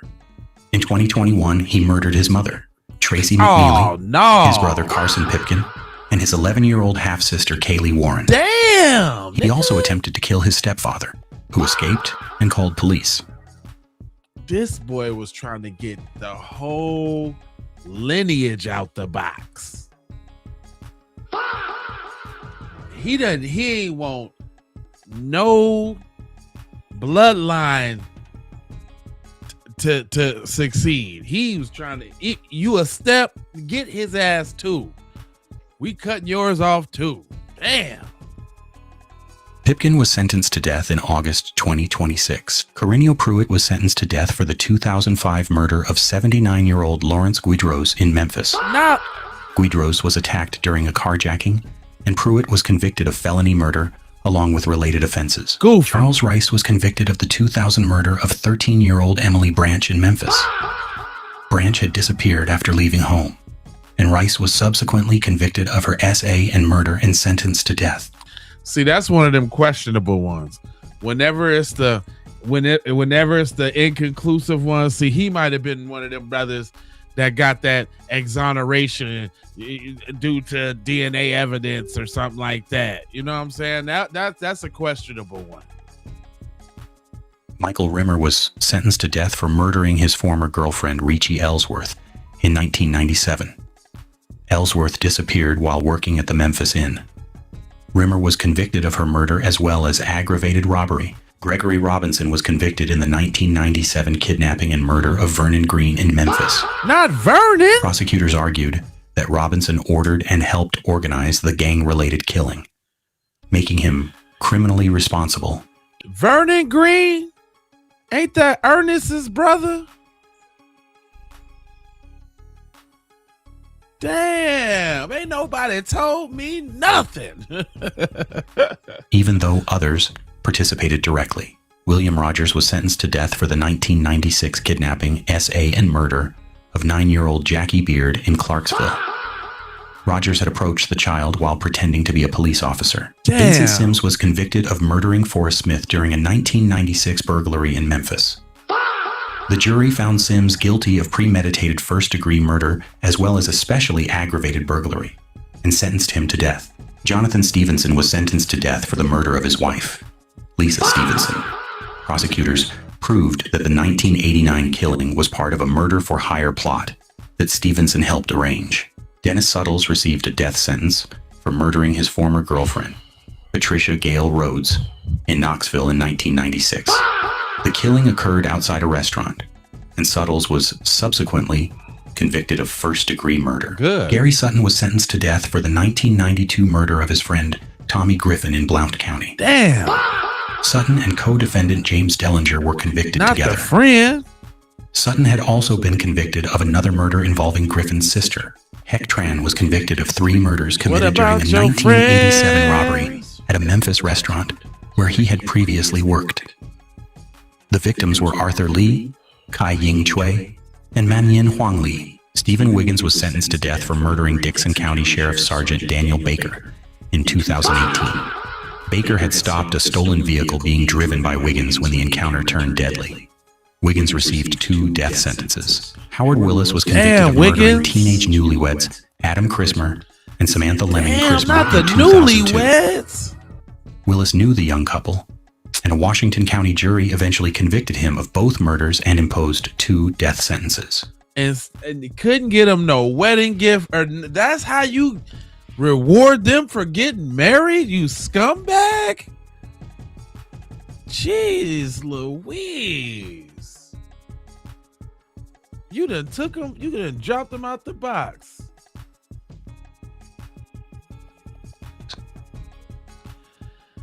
Damn, Tennessee cold in the mug, y'all. I ain't even gonna lie, man. I ain't even gonna lie to you. Tennessee cold. Cold-blooded. Tennessee is cold-blooded, brother. All right, well, let's swing it all the way back. Y'all already know this one gonna be good. It's always something popping off in Florida. So let's see what the teens do in Florida then. 10 teens convicted of murder. In Florida, Florida has seen some of the most disturbing juvenile murder cases in American history. Some received decades behind bars, all right, let me while find others it. were originally sentenced to spend the rest of their lives in prison. Here are 10 teens convicted of murder in Florida. Number 10, Morgan Leopard. Morgan Leopard was just 15 years old when 66-year-old James Stewart was murdered in Putnam County in 2008. Prosecutors said Leopard and her adult boyfriend, Toby Lowry, were responsible for the killing. Leopard was convicted of first-degree murder, robbery with a deadly weapon, and burglary. She originally received life without parole, although her sentence was later reconsidered because she had been a juvenile at the time of the crime. Number 9, Crystal That's Maestas. one of your favorite sayings. Crystal Maestas was 16 when she became involved in the 1999 murder of Cordell Richards in Okaloosa County. Jay, what up? Maestas was prosecuted as an adult and convicted of first-degree felony murder and armed kidnapping. She initially received consecutive life sentences. Her case would later become part of Florida's changing legal landscape surrounding life sentences imposed on juveniles. Damn. Number 8, Amber Wright. In 2011, 15-year-old Amber Wright became involved in the murder of fellow teenager Seth Jackson in Marion County. Wright was convicted of first-degree murder. Her original conviction was overturned because of issues involving her police interrogation, but prosecutors tried her again. In 2016, she was convicted for a second time and sentenced to life in prison under Florida's juvenile sentencing rules. Damn. Number 7, Courtney Schulhoff. Courtney Schulhoff was 16 when her father, Stephen Schulhoff, was murdered in Altamonte Springs in 2004. Prosecutors accused Courtney and her boyfriend of planning the killing. In 2006, she was convicted of first-degree murder and initially sentenced to life without parole. Following major changes in juvenile sentencing law, she was eventually resentenced to 40 years in prison. Number 6, Nathaniel Brazil. Nathaniel Brazil was only 13 years old when teacher Barry Grunow was killed at Lake Worth Middle School in 2000. Brazil was prosecuted as an adult, but was ultimately convicted of second-degree murder rather than first-degree murder. He received a 28-year prison sentence followed by probation. Number 5, Valessa Robinson. Valessa Robinson was 15 when her mother, Vicki Robinson, was murdered in Tampa in 1998. Although prosecutors pursued a first-degree murder case, the jury convicted Valessa of third-degree murder. She was sentenced to 20 years in prison and was released in 2013 after serving roughly 15 years. Number 4. Rod Farrell. Rod Farrell was 16 when Richard Wendorf and Naoma Queen were murdered in Eustis in 1996. Farrell pleaded guilty to 2 counts of first-degree murder and was originally sentenced to death. Because he had been a juvenile at the time of the killings, the Florida Supreme Court later ruled that his death sentence could not stand. His punishment was reduced to life imprisonment. Number 3, Joshua Phillips. Joshua Phillips was 14 years old when 8-year-old Maddie Clifton disappeared in Jacksonville in 1998. Phillips was later arrested and convicted of first-degree murder. He initially received a mandatory life without parole sentence. After the U.S. Supreme Court changed the rules surrounding mandatory life sentences for juveniles, Phillips was resentenced to life with the possibility of a future judicial review. Number 2, Michael Hernandez. Michael Hernandez was 14 when his classmate, 14-year-old Jaime Gove, was murdered at their Miami area school in 2004. Hernandez was tried as an adult and convicted of first-degree murder and attempted first-degree murder in 2008. He initially received life without parole. His sentence was later revisited because of changes in juvenile sentencing law. Hernandez died in a Florida prison in 2021 at the age of 31. Number 1, Aiden Fucci. Aiden Fucci was 14 when 13-year-old Tristan Bailey was murdered in St. Johns County in 2021. The case received national attention and Fucci was charged as an adult with first-degree murder. In 2023, shortly before his trial was scheduled to begin, he pleaded guilty.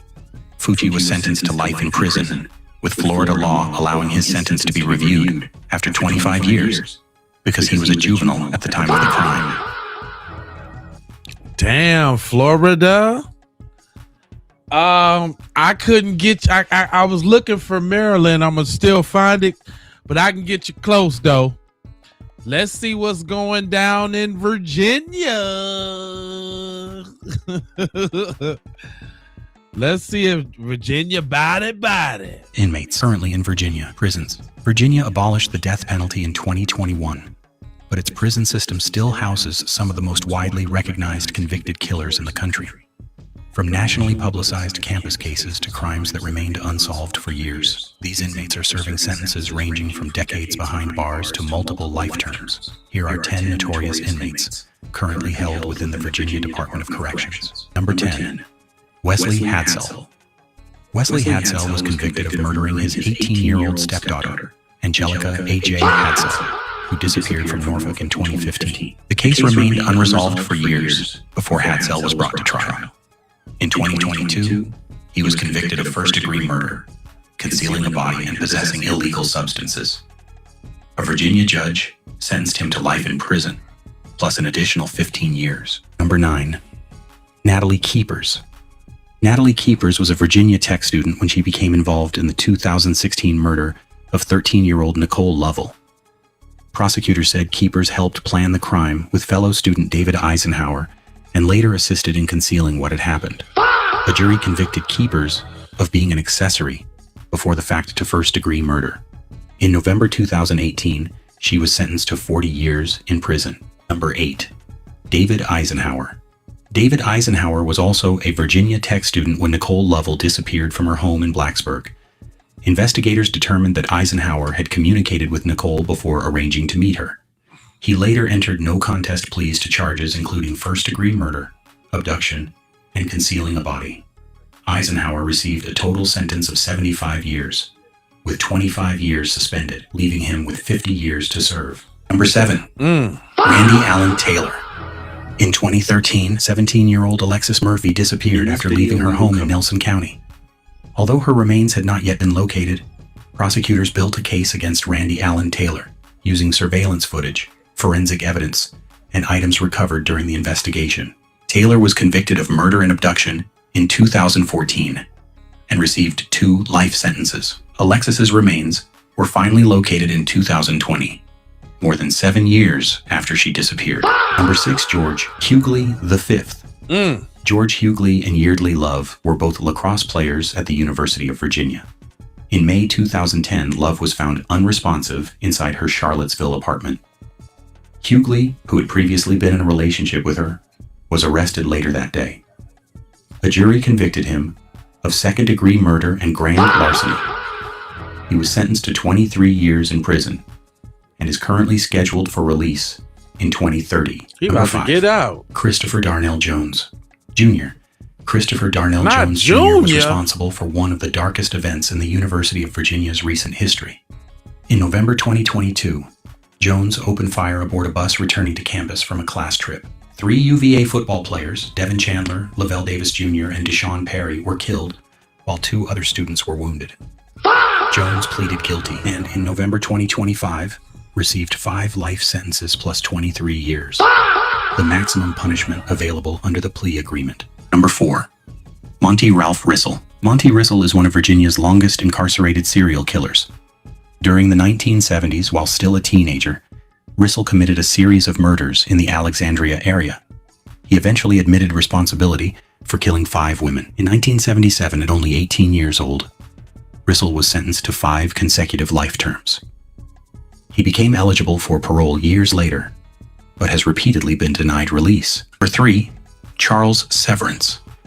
For more than a decade, 3 seemingly separate murders created fear and uncertainty throughout Alexandria. Charles Severance was ultimately charged with killing Nancy Dunning in 2003, Ronald Kirby in 2013, and Ruth Ann Lodato in 2014.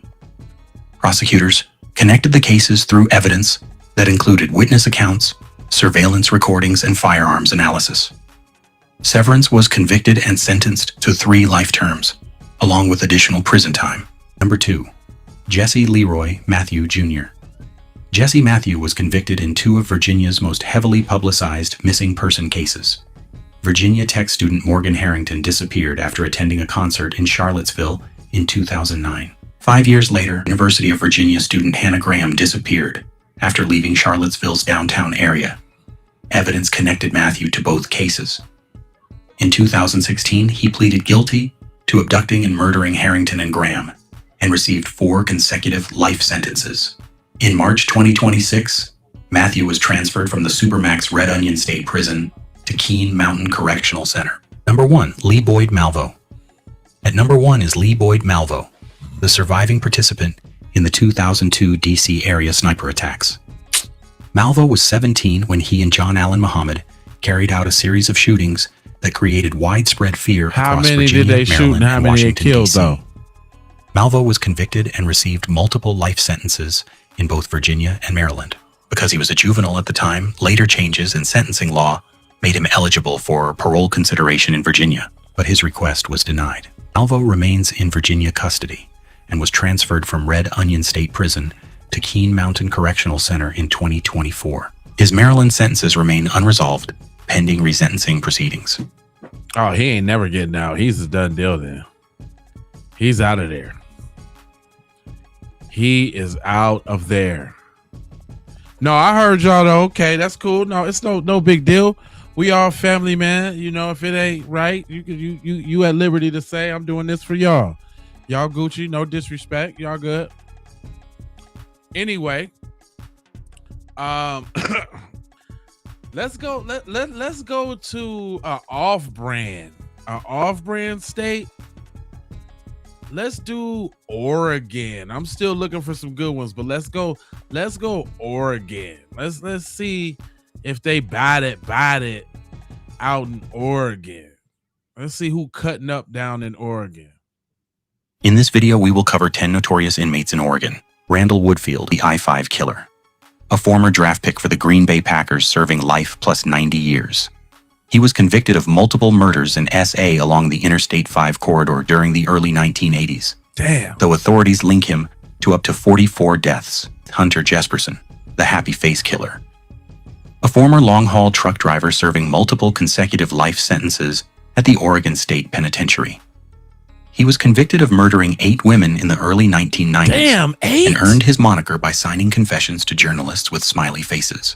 Kipland Kip Kinkle, serving a 111-year sentence without the possibility of parole at the Oregon State Correctional Institution. In 1998, at 15 years old, Kinkle murdered his parents before carrying out a mass shooting at Thurston High School in Springfield, killing 2 students and injuring 25 others. Christian Longo, a former high-profile fugitive who was captured in Mexico after murdering his wife and 3 young children on the Oregon coast in 2001. Formerly on death row, his sentence was commuted to life without parole. Dayton Leroy Rogers, the Malala Forest killer, convicted of the systematic torture and murder of 7 women in the 1980s. Wow. Following the dismantling of death row, his 5 death sentences were overturned, and he was officially resentenced to 6 consecutive life terms without parole. Bradley Morris Cunningham, serving a life sentence at the Oregon State Penitentiary for the brutal 1990 bludgeoning murder of his ex-wife, Cheryl Keaton. The high-profile case and subsequent trial became the subject of true crime author Ann Rule's best-selling book, Dead by Sunset. Richard Lawrence Marquette, one of Oregon's oldest inmates. Marquette was sentenced to life in 1975 for a series of grisly dismemberment murders targeting 3 Portland area women.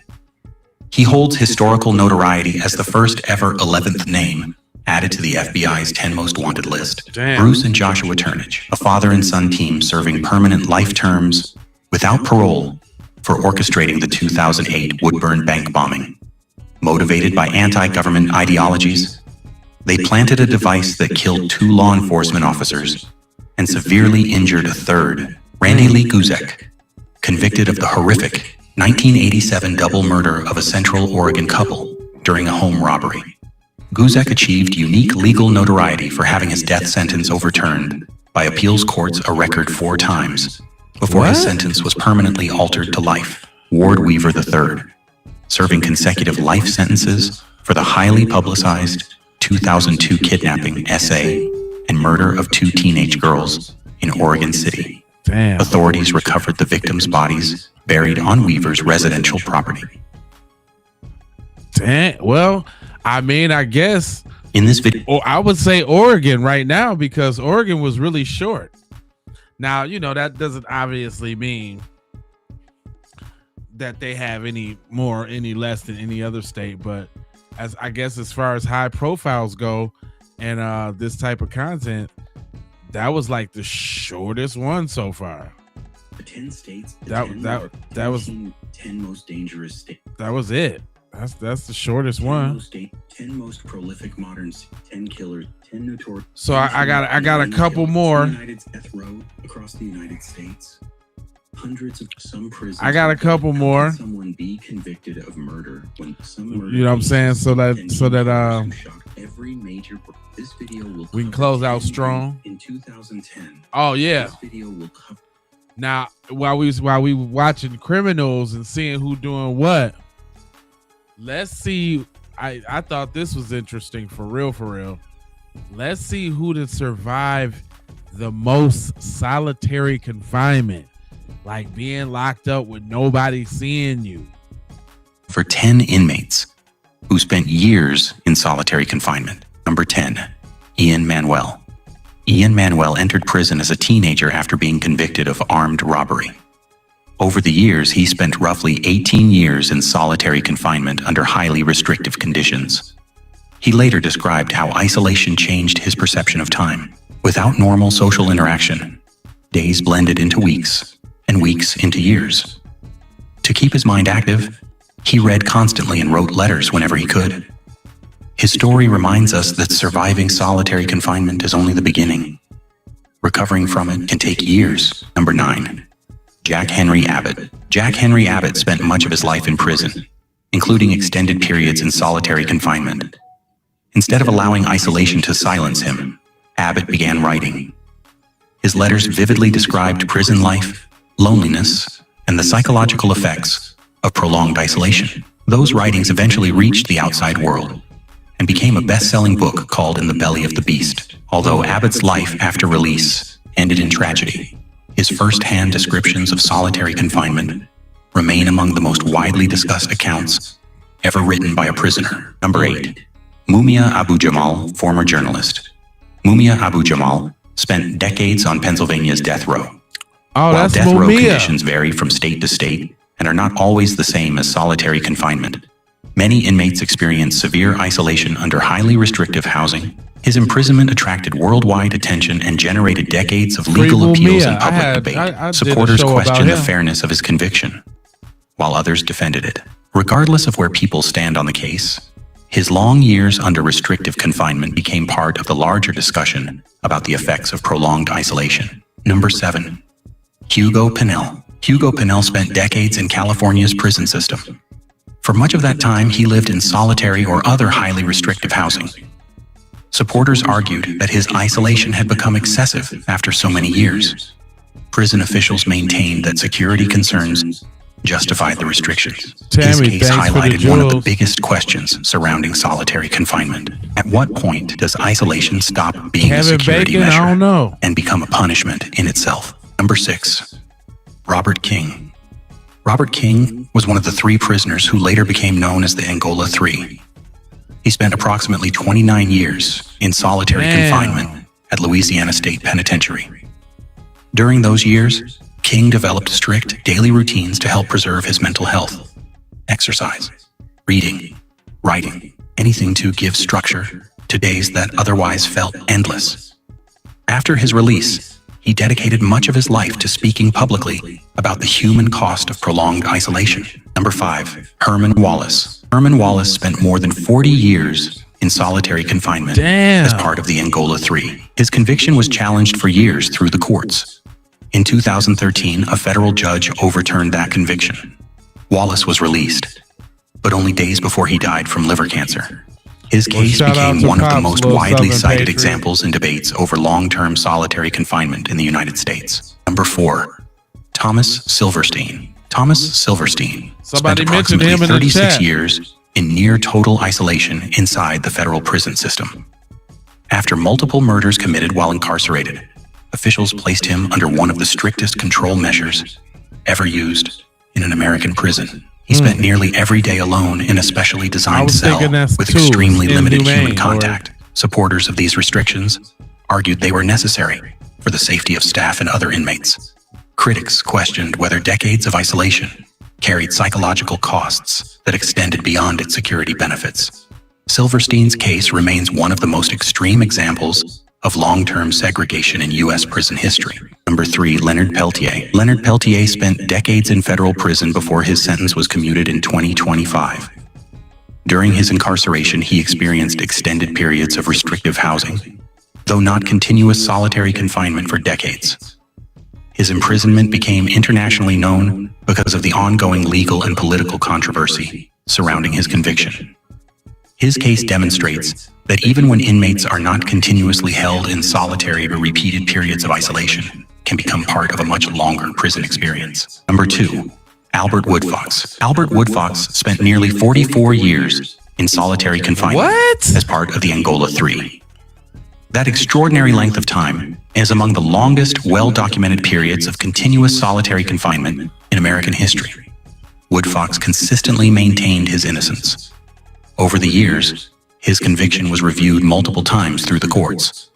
In 2016, after decades of legal battles, he accepted a plea agreement that allowed him to leave prison. Following his release, he wrote about the importance of maintaining hope despite decades of isolation. His story has become one of the best-known examples in discussions about solitary confinement. Number 1.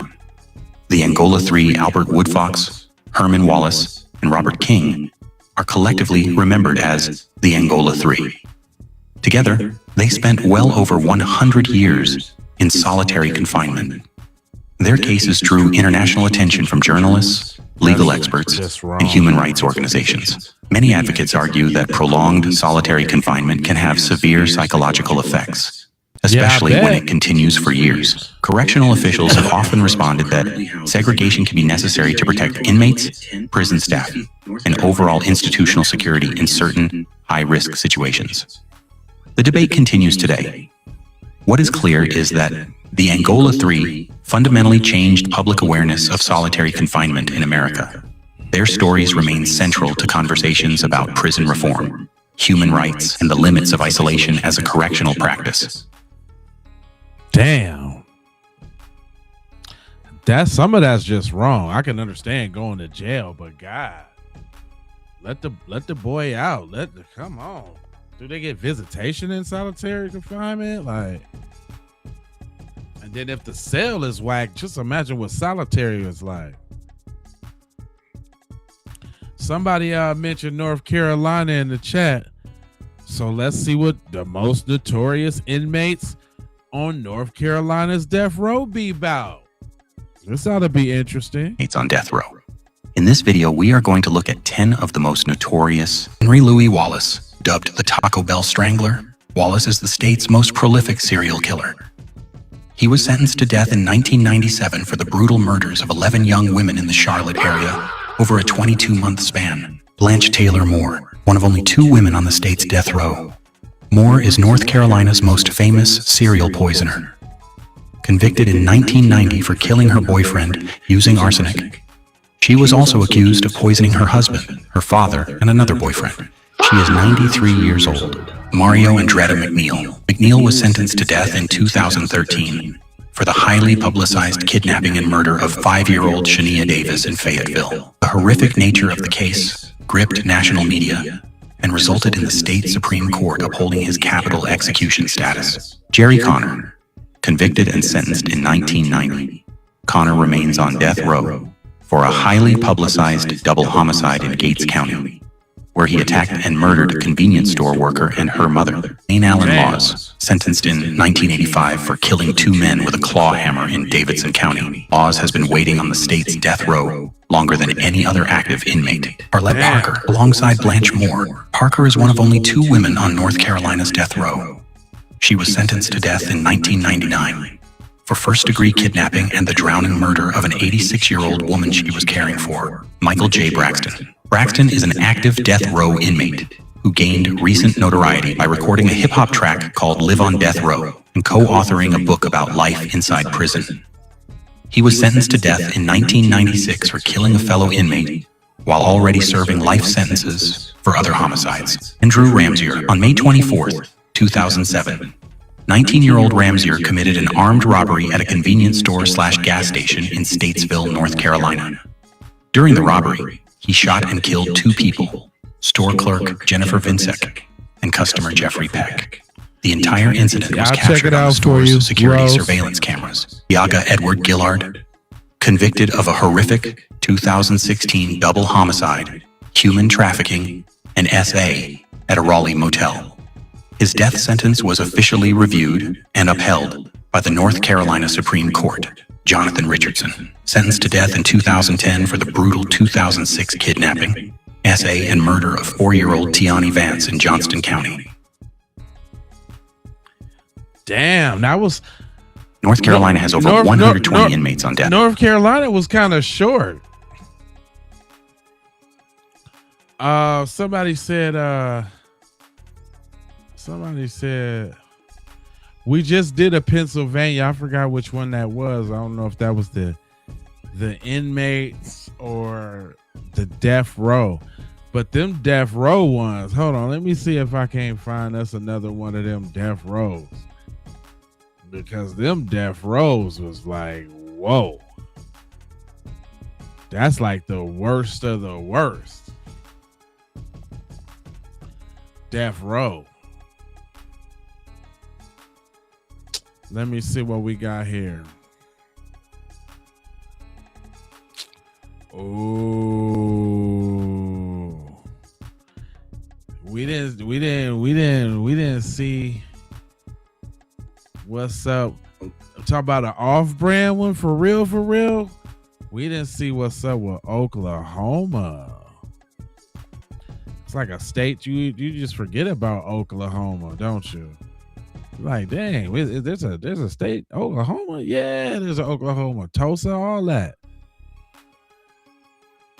Check it out. Oklahoma currently lists 25 people on its death row roster. This is not a ranking. The names follow the state's official list. I'll look for them. Each person was convicted in court, and this summary focuses on the crime that resulted in the death sentence. Joseph Fidel Alanis was sentenced to death for the 2018 murder of Brittany Young at an apartment complex in Norman. Brenda Evers. Andrew was convicted of arranging the 2001 murder of her estranged husband, Bob Andrew. Prosecutors said she planned the killing with James Pavat, partly to collect life insurance money. Miles Sterling Bench received a death sentence for murdering 16-year-old Braley Henry in 2012. Damn. Henry disappeared after stopping at the convenience store where Bench worked. Sean Michael Bosey was convicted of the 2010 murders of Katrina Griffin and her two children, Christian and Chastity. He was also convicted of setting fire to the family's home. Ronson Kyle Bush was sentenced to death for the 2008 murder of Billy Harrington inside Harrington's Oklahoma City home. Carlos Cuesta Rodriguez was convicted of murdering his girlfriend, Olympia Fisher, in 2003. His death sentence followed a Cleveland County trial. Dustin Melton Davison was sentenced to death for murdering 2-year-old Creedon Brooks, the young son of Davison's former girlfriend. Daryl Wayne Frederick received the death penalty for the 2011 murder of his mother, Connie Frederick, at her home in Oklahoma County. Ronnie Eugene Fuston was convicted of murdering Michael Rhodes in 2012. Rhodes was with his 3-year-old child when the shooting occurred. Clarence Roselle Good Jr. was sentenced to death for 3 murders committed in Owasso in 2005. The victims were Mitch Thompson, Tara Burchett Thompson, and Tara's 10-year-old daughter, Kayla. Marlon Dion Harmon was convicted of killing convenience store owner Kamal Choudhury during a 2004 robbery in Oklahoma City. Donnie Lee Harris Jr. received a death sentence for the 2012 murder of his girlfriend, Christy Ferguson, during an arson attack at her home. Derek Terrell Leday was sentenced to death for the 2015 murder of Dennis Johnson Jr.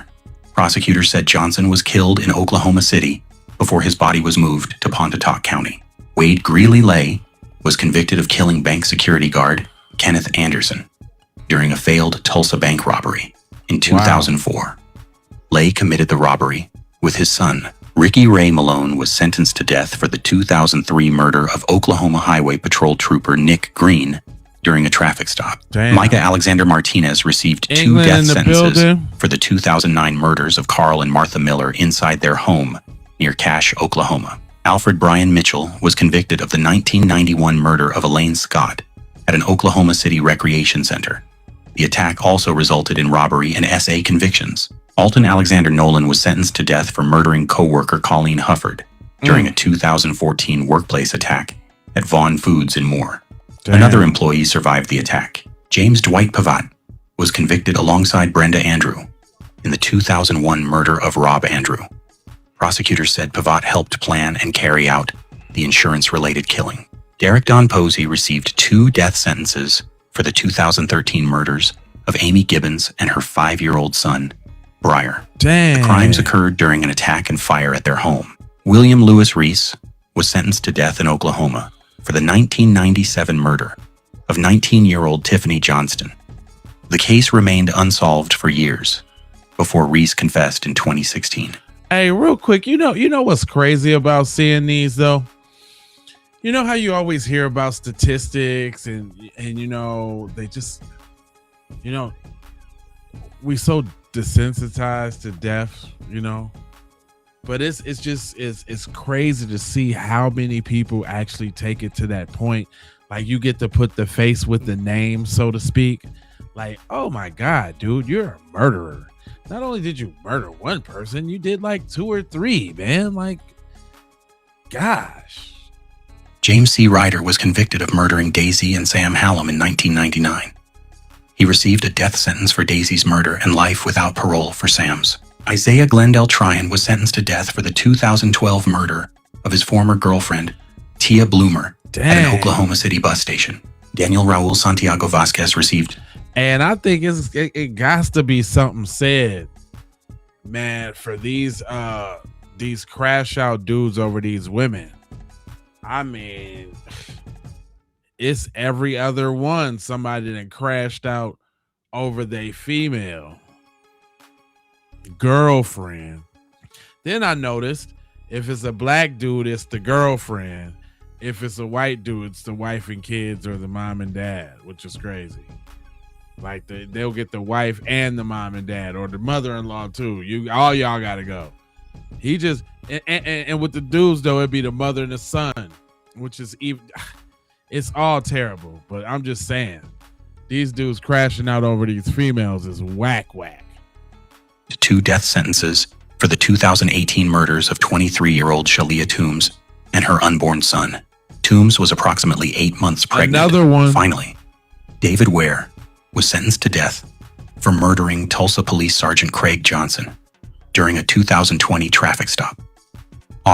Also, it can be said in every state we see boy, it's always somebody to get with them police too. They be thinking they tough, and we all see that it's somebody way tougher than them in every state. Officer Orish Zarkashan was also seriously wounded, but survived. Damn, Oklahoma was kind of short. Oklahoma. Somebody said New Mexico. That's kind of off brandy. Let's see how they getting it in New Mexico. Is they bad it in New Mexico? New Mexico abolished the death penalty in 2009, but these 10 men will never leave prison. Here are the most notorious inmates currently inside NMC. In 2013, 15-year-old Nehemiah Griego shocked the nation by murdering his parents and 3 younger siblings. Damn. After a lengthy legal battle over his rehabilitation, he is serving 3 concurrent life terms, moving past his 2022 state Supreme Court appeal failure. Griego marks another year of adult state prison confinement in 2026. Damian Herrera carried out a brutal 2017 shooting spree, killing 5 people, including his mother. He remains under 24-hour maximum security following a violent, caught-on-camera jailbreak attempt. Just recently, the New Mexico Supreme Court formally upheld his consecutive life sentences, solidifying his permanent status behind bars. Sentenced to 2 concurrent life terms plus 40 consecutive years for the horrific 2017 Clovis Library mass shooting, Nathaniel Jouett remains heavily monitored.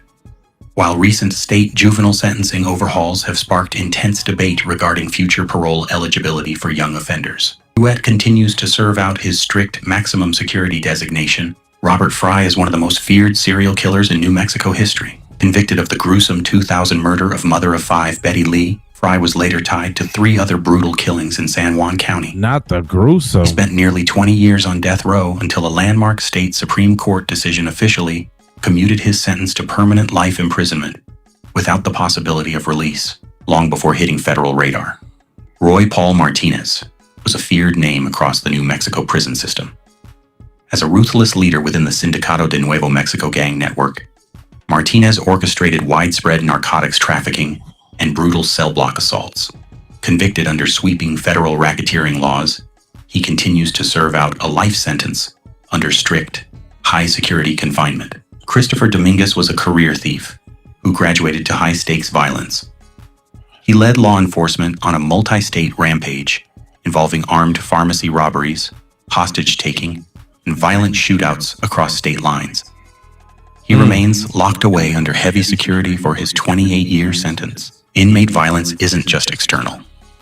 Cody Ruiz became one of the most heavily monitored inmates in the state after orchestrating a brutal coordinated ambush on correction staff in Las Cruces, which left an officer with a broken jaw and proved how volatile state facilities can be. Joseph Blea is one of the most notorious predators in Albuquerque history.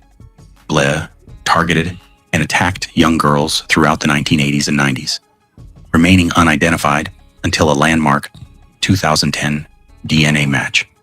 Handed a crushing 90-year sentence, Blea continues to face intense public scrutiny behind bars as a prime, uncharged suspect in the infamous 2009 West Mesa serial murders. Anthony Ray Baca, known as Preacher, sat at the absolute apex of the S&M prison gang. From behind bars, he controlled drug pipelines and ordered executions on rival inmates and high-ranking prison officials alike. He serves his life sentence under the highest federal state safety restrictions. Finally, Michael Paul Astorga. In 2006, Astorga triggered a massive international manhunt and landed on the FBI's most wanted list after shooting and killing Bernalillo County Deputy James McGrain Jr. during a traffic stop. Convicted of first-degree murder, Astorga narrowly escaped the death penalty. Today, he remains heavily locked away, serving a minimum 60-year stretch. Ooh. This video will cover 10 of the most notorious inmates. Did somebody? Everybody been saying California. I think we did California. We did California. Yeah. We did California because I think Suge Knight was in the California joint. And it's pretty much the most notorious in California. We did California. Let me see what we got here. Somebody said West Virginia. That's pretty off-brand too. Somebody said West Virginia. Somebody said North Dakota. I think we did North Dakota too.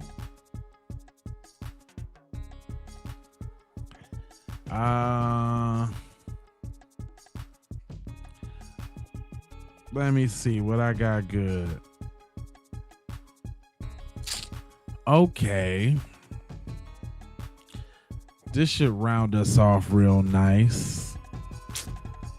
Let's go to Washington. Let's see what's popping in Washington. Yeah, they got a Utah. I actually see it was something somebody said that I didn't even see. Texas, they got one for Texas. But let's check the Washington out.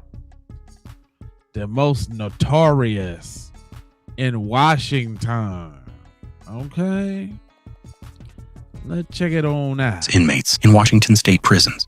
Washington's prison system houses some of the most infamous convicted killers in American history, from serial murderers to perpetrators of crimes that shocked the entire state. Here are 10 notorious inmates currently serving sentences under the Washington Department of Corrections. Number 10, David Lewis Rice. On Christmas Eve in 1985, Rice entered the Seattle home of attorney Charles Goldmark and killed Goldmark, his wife Annie, and their 2 children. Rice mistakenly believed the family was connected to a political conspiracy. His original death sentence was overturned, and he is now serving life in prison. Number 9, Warren Leslie Forrest. Forrest has been incarcerated since his conviction for the 1974 murder of Krista K. Blake. Damn. Decades later, DNA evidence connected him to the murder of 17-year-old Martha Morrison. Damn. He was convicted of that second killing in 2023 and remains suspected in several other unsolved cases. Number 8, Connor Michael Shearman. Shearman was convicted of killing 4 members of the Milken family in Kirkland in 2006 and setting their home on fire. He was originally sentenced to death, but that sentence became life without parole after Washington's death penalty was declared unconstitutional. Number 7, Byron Eugene Scherf. Scherf was already serving life without parole when he killed correctional officer Jamie Biendel at the Monroe Correctional Complex in 2011. His death sentence was later vacated and replaced with another life without parole sentence. Number 6, Michelle Anderson. On Christmas Eve in 2007, Anderson and her boyfriend murdered 6 members of Anderson's family near Carnation, Washington. The victims included 3 generations of the same family. Anderson received 6 consecutive life sentences without parole. Damn. Number 5, Joseph McEnroe. McEnroe was Anderson's co-defendant in the Carnation killings. The jury convicted him of murdering all 6 family members, but rejected the death penalty. He was sentenced to life in prison without the possibility of parole. Number 4, Jack Owen Spillman III. Sometimes called the Werewolf Butcher, Spillman admitted to 3 Washington murders committed during 1994 and 1995. He pleaded guilty to 3 counts of aggravated first-degree murder and was sentenced to life without parole. Number 3, Donna Perry Perry was convicted of murdering Yolanda Sapp, Nikki Lowe, and Kathleen Brisbois near Spokane in 1990. Advances in forensic evidence helped investigators connect Perry to the decades-old cases. In 2017, she received 3 life sentences without parole. Number 2, Robert Lee Yates Jr. Known as the Spokane serial killer, Yates was convicted of killing 15 people. He received more than 400 years for 13 murders and was sentenced to death for 2 additional killings. Damn. When Washington eliminated the death penalty, those sentences were converted to life imprisonment. Number 1, Gary Ridgway. The Green River Killer is the most infamous prisoner in Washington. Ridgway pleaded guilty to murdering 48 women and later admitted to a 49th killing. He received 49 consecutive life sentences without parole and remains imprisoned at Washington State Penitentiary. Now, I don't think it was nobody badder than Cuz on the 49 side of the game. Jeez Louise. Gosh darn it.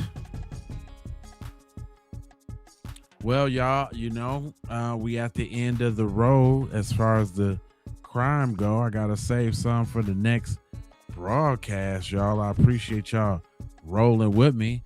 If y'all have made it this far, I need y'all to go ahead and subscribe and hit the like button then.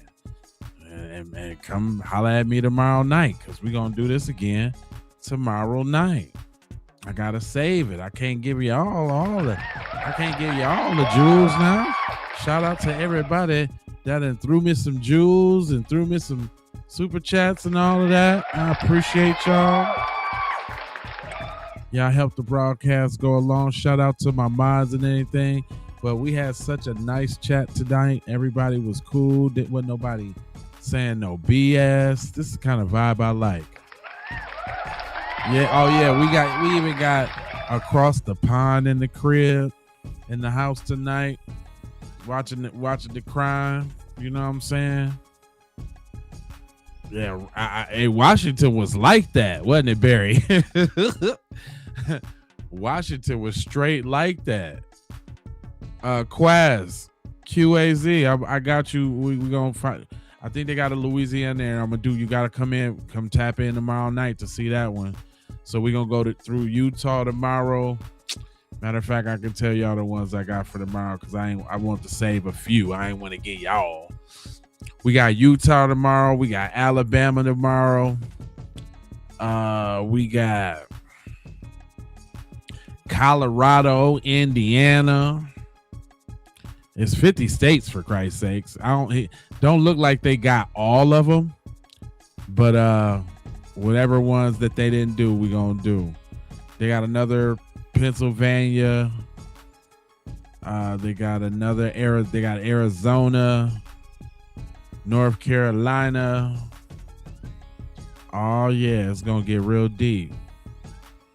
Idaho, Kentucky, Illinois. Oh yeah, Florida. Oh yeah. We gonna have some fun.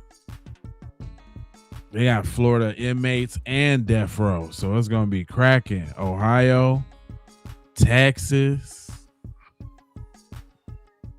Angola, that's Louisiana, so we got that. Yeah. All right. Yeah. Well, y'all meet me here tomorrow, man. Y'all gonna meet me here tomorrow. I think they do got a Maryland. No, you know what? I don't even think I seen a Maryland in there. I don't think so, because I didn't make these. But now, trust and believe, the way I see them putting together this content is only the next step that I put together my own top 10s and stuff like that. So I'm already thinking about how to craft these same joints, because it's super easy. It's just pictures and some AI, and I can do it too. But yeah, man, they got a whole bunch of joints, man. So we got some stuff to crime out with. Y'all my best people to crime out with. I appreciate y'all criming out with me. You know what I'm talking about. And I ain't gonna hold you, but I'm emoji about being on code. And you know I got 4 words for you. I need you to go ahead and subscribe for the vibes. You know what I'm saying? I need you to go ahead and like for the spike, comment your vomit, share if you care about getting crime everywhere. Please do that on the platforms that you own, Jones. And just to bring it all the way home, I got love, peace, blessings, and aloha. I'm out the Doha for Shoha. Crime already all night. You already know. Yee!